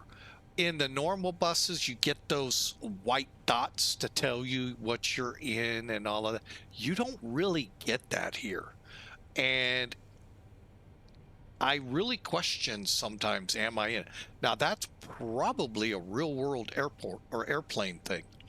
And I just have to get around it. All right, so we're coming around so we can make, granted, Wagner, I want to be a lot lower.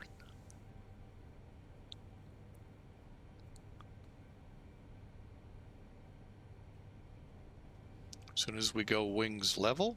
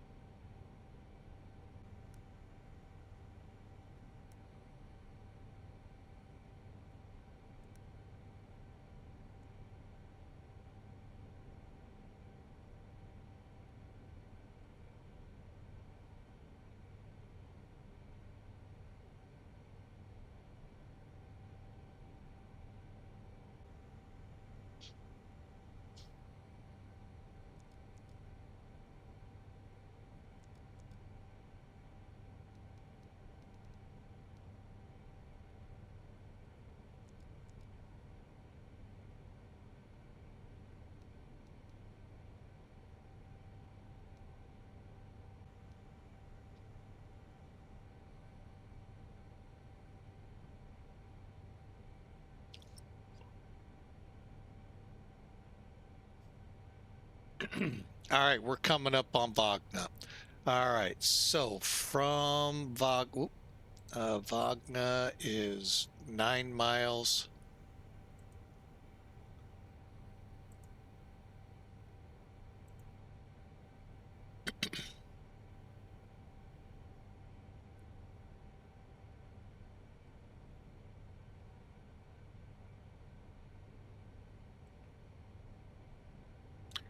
Bordeaux traffic, KLM 572 heavy. ROKNE inbound for 23.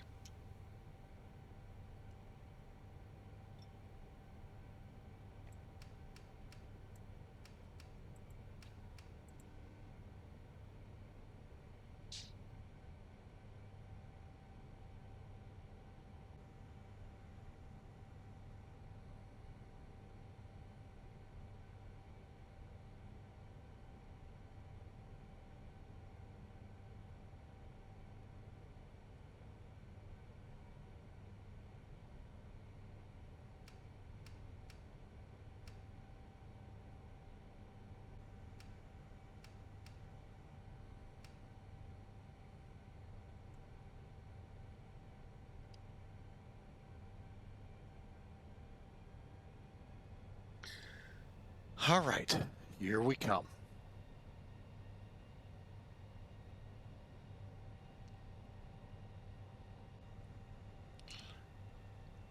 Slowing to 210.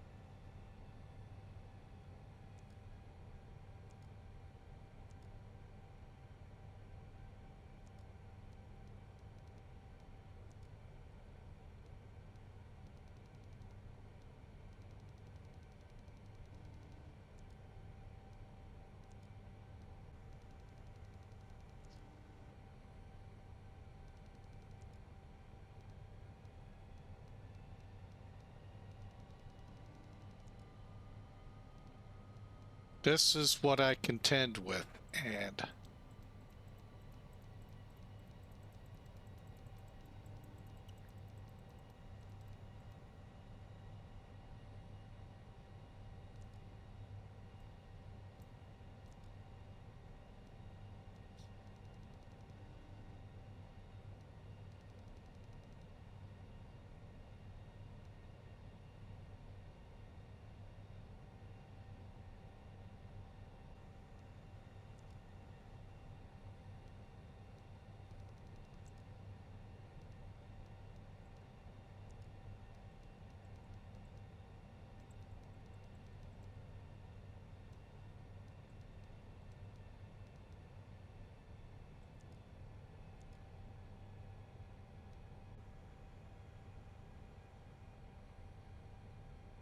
I don't see a runway yet.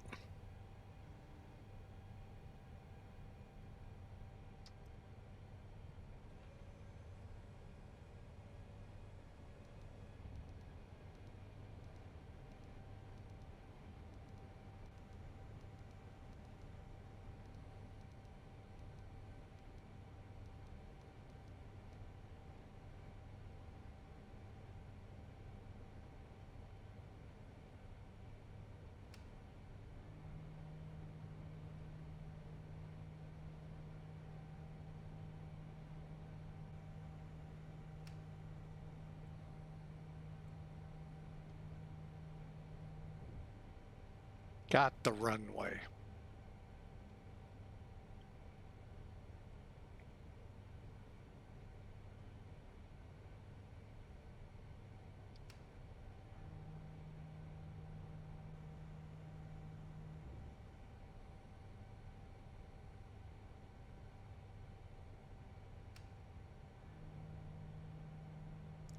Bordeaux traffic, KLM 572, final 23.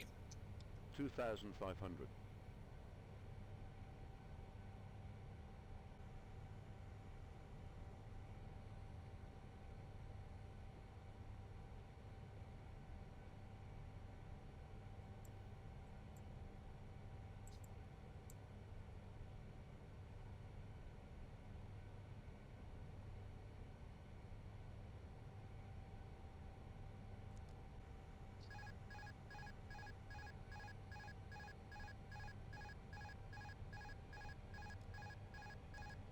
$2,000.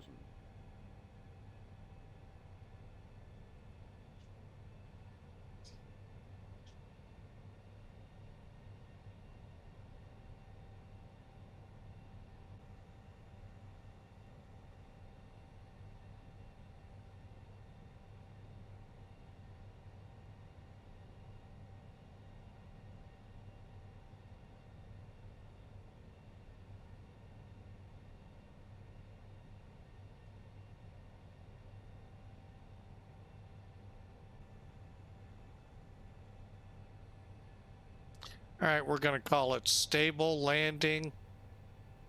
Flaps full.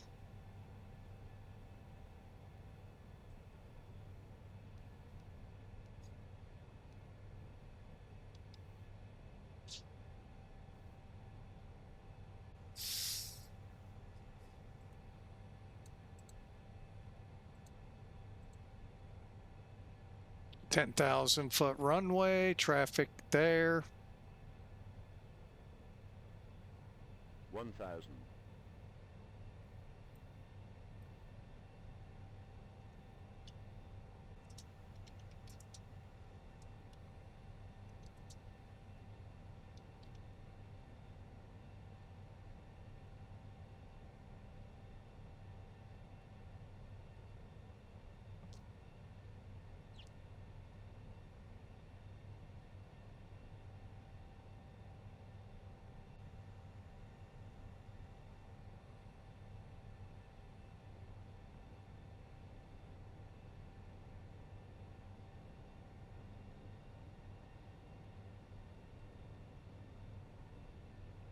$500. Landing. 400.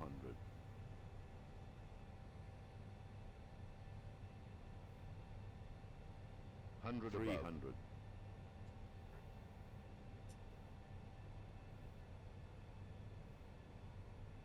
Minimum 200.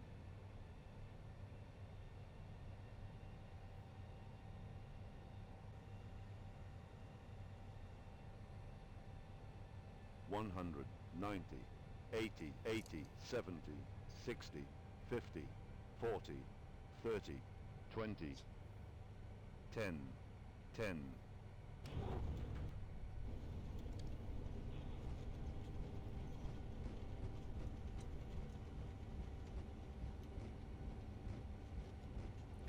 Welcome to Bordeaux.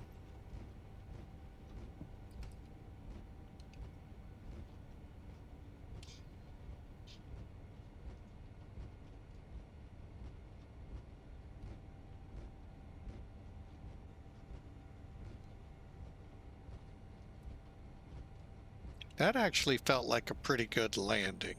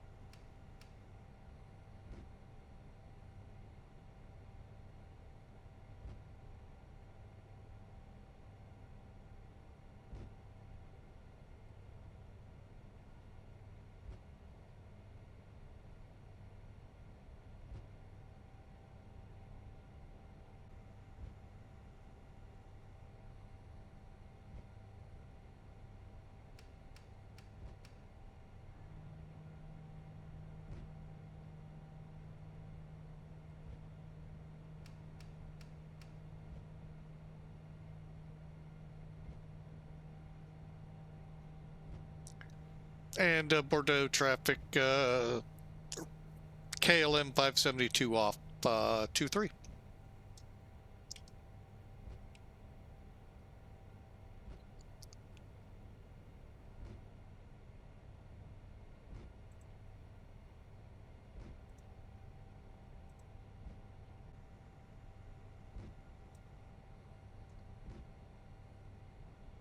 Come down Sierra 3.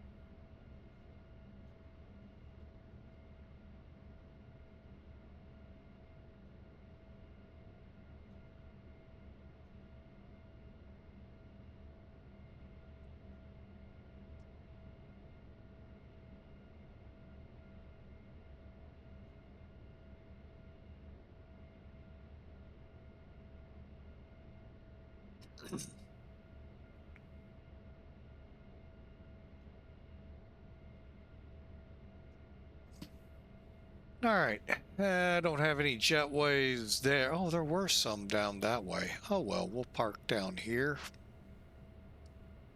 About really doesn't matter because they don't work to this plane anyway.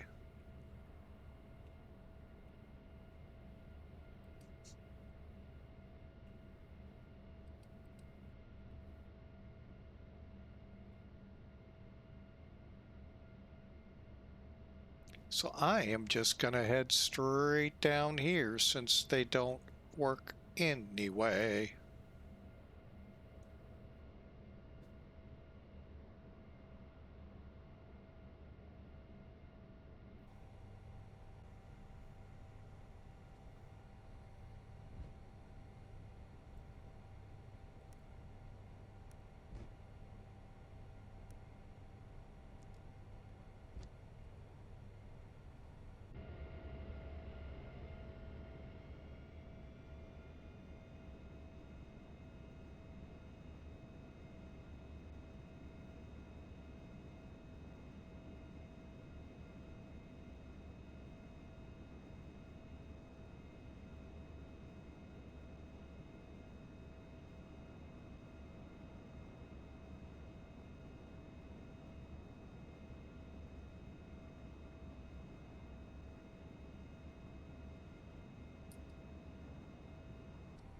Welcome in, parking brakes set.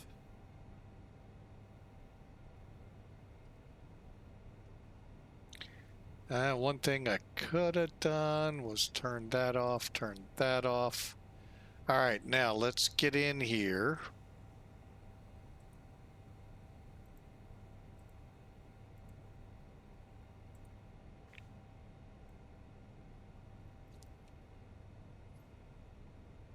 All right, and traffic can come off. All right, and APU should be up and running.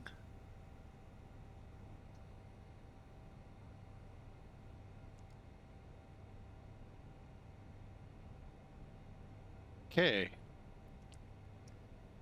Jen.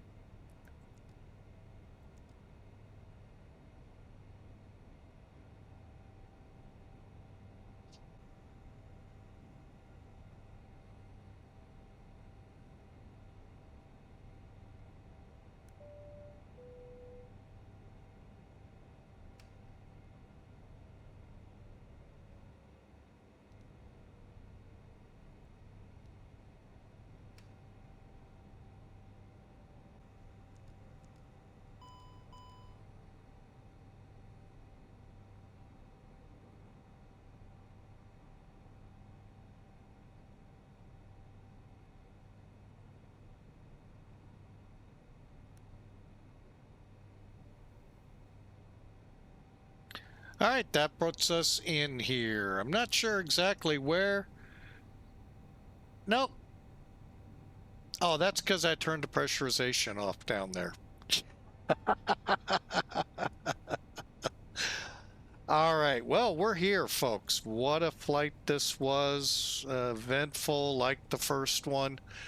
But overall, it ended at least. And let me head over and see. Wow. Let me see. Can I pull that in?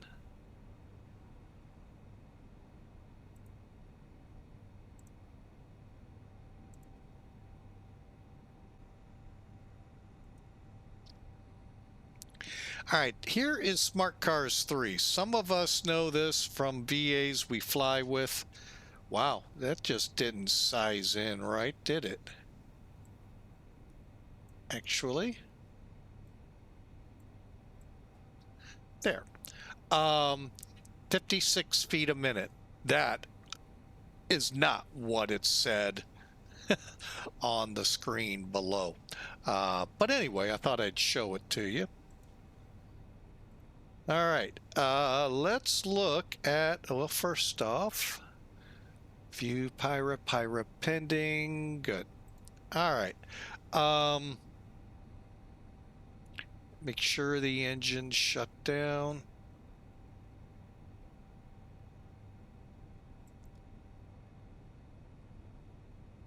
Looks like they did. Okay, let's get out here.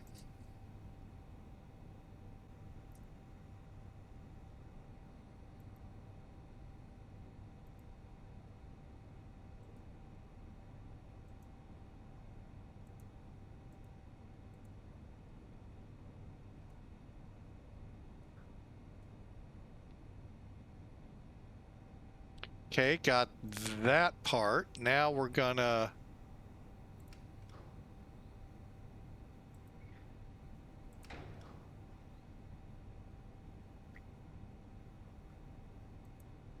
okay, let's take a look outside at what we've got set up here. And there you have it. KLM 572, good to go.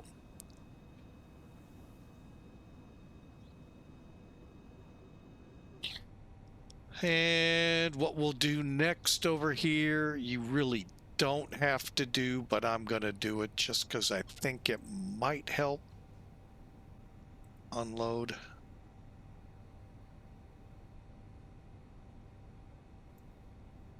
All right, and you can see the options we have here, folks.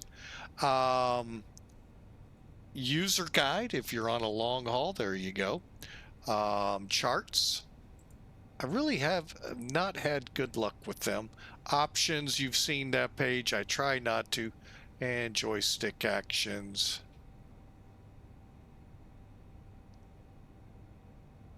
I'm going to have to read the manual on that one.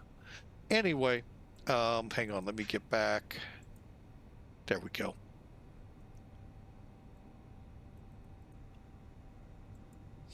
All right, so that was a fun flight. Now, I don't think I set this up to go with... I did not, so we won't be watching Elevatech. However, we did have Sim Toolkit.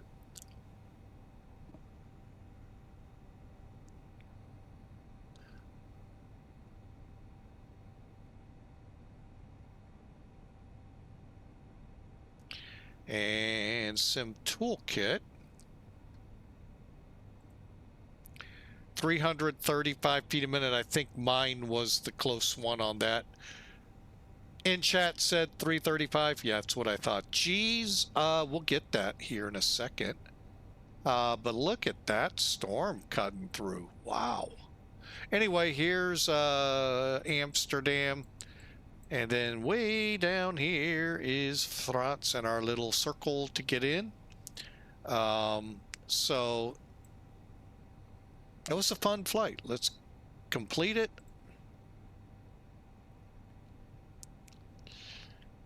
...335 feet a minute at...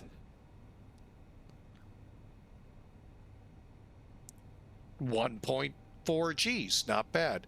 499 miles. Hope the baggage wasn't too rough on you down there, Coco. 129 on the landing speed. Actually, that's pretty close. And look at that. All right, this is why I like Sim Toolkit. It shows you where you land. Oh, wait, we're in an ad break, so let me hold up here.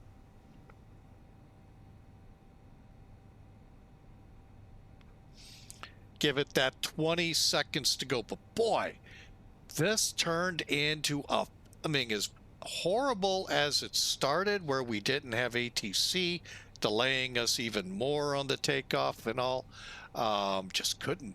For some reason, the voice just wouldn't work on it. Don't know why. Maybe we got to reset the computer. But boy, what a flight this turned into. All right, according to Saribot, y'all are back.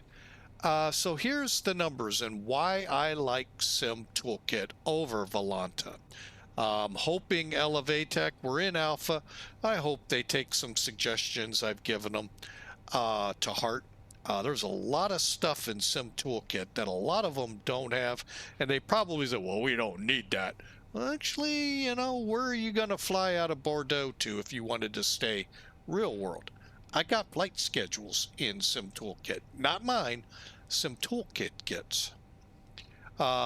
It shows where you landed. This is probably, besides these extra numbers, this is by far going to help you out a lot. Look at that. 1,300 feet down the runway. Now that's 300 feet longer than where the marks are, these big pads in the US. However, right here, it's right on the edge of it. That is where we want to land. Here's your legal threshold. We touch down. Obviously, small airplanes come in here, although I don't know. Oh, there's the Airbuses and all. So, what a flight. What a flight. Hope you all enjoyed. And what a, you know, first flight just going totally wacko on us with... I just don't know what happened to the texturing. That was beyond belief. It happens so. Not just to X-Plane, but to them all. Weird things like that are gonna happen.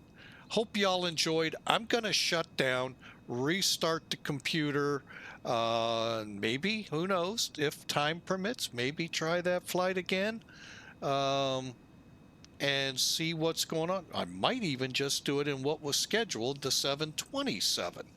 But I kind of like that 720. So we'll kind of see. probably won't stream it, but well, maybe I will. Who knows?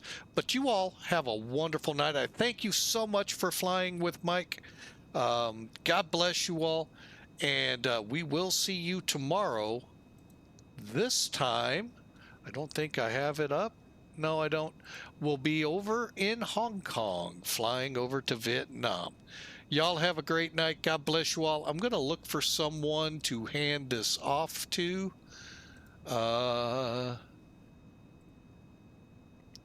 if you all have a preference, please let me know. Really not. I really don't know who we're going to go with. So if y'all have a preference, let me know. Otherwise, we're just going to call it. Call it what it was. A great flight, the second one. The first one, I don't know what happened. So y'all enjoy your night. Friday Eve. God bless. See you tomorrow in Hong Kong.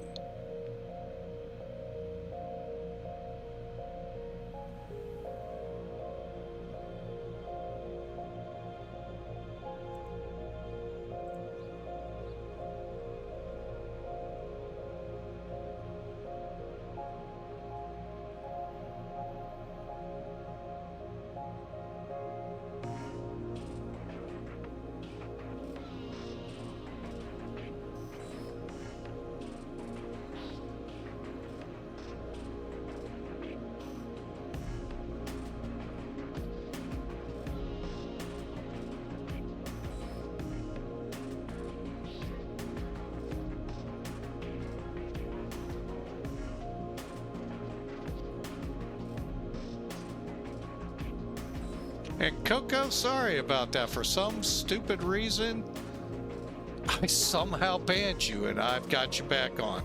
Sorry about that.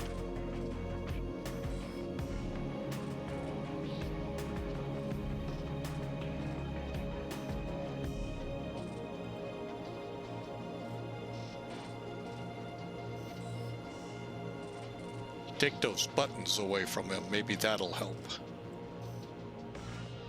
Y'all have a great night. Again, sorry about that, Coco. That was totally accidental. My apologies. I hope y'all have a great night.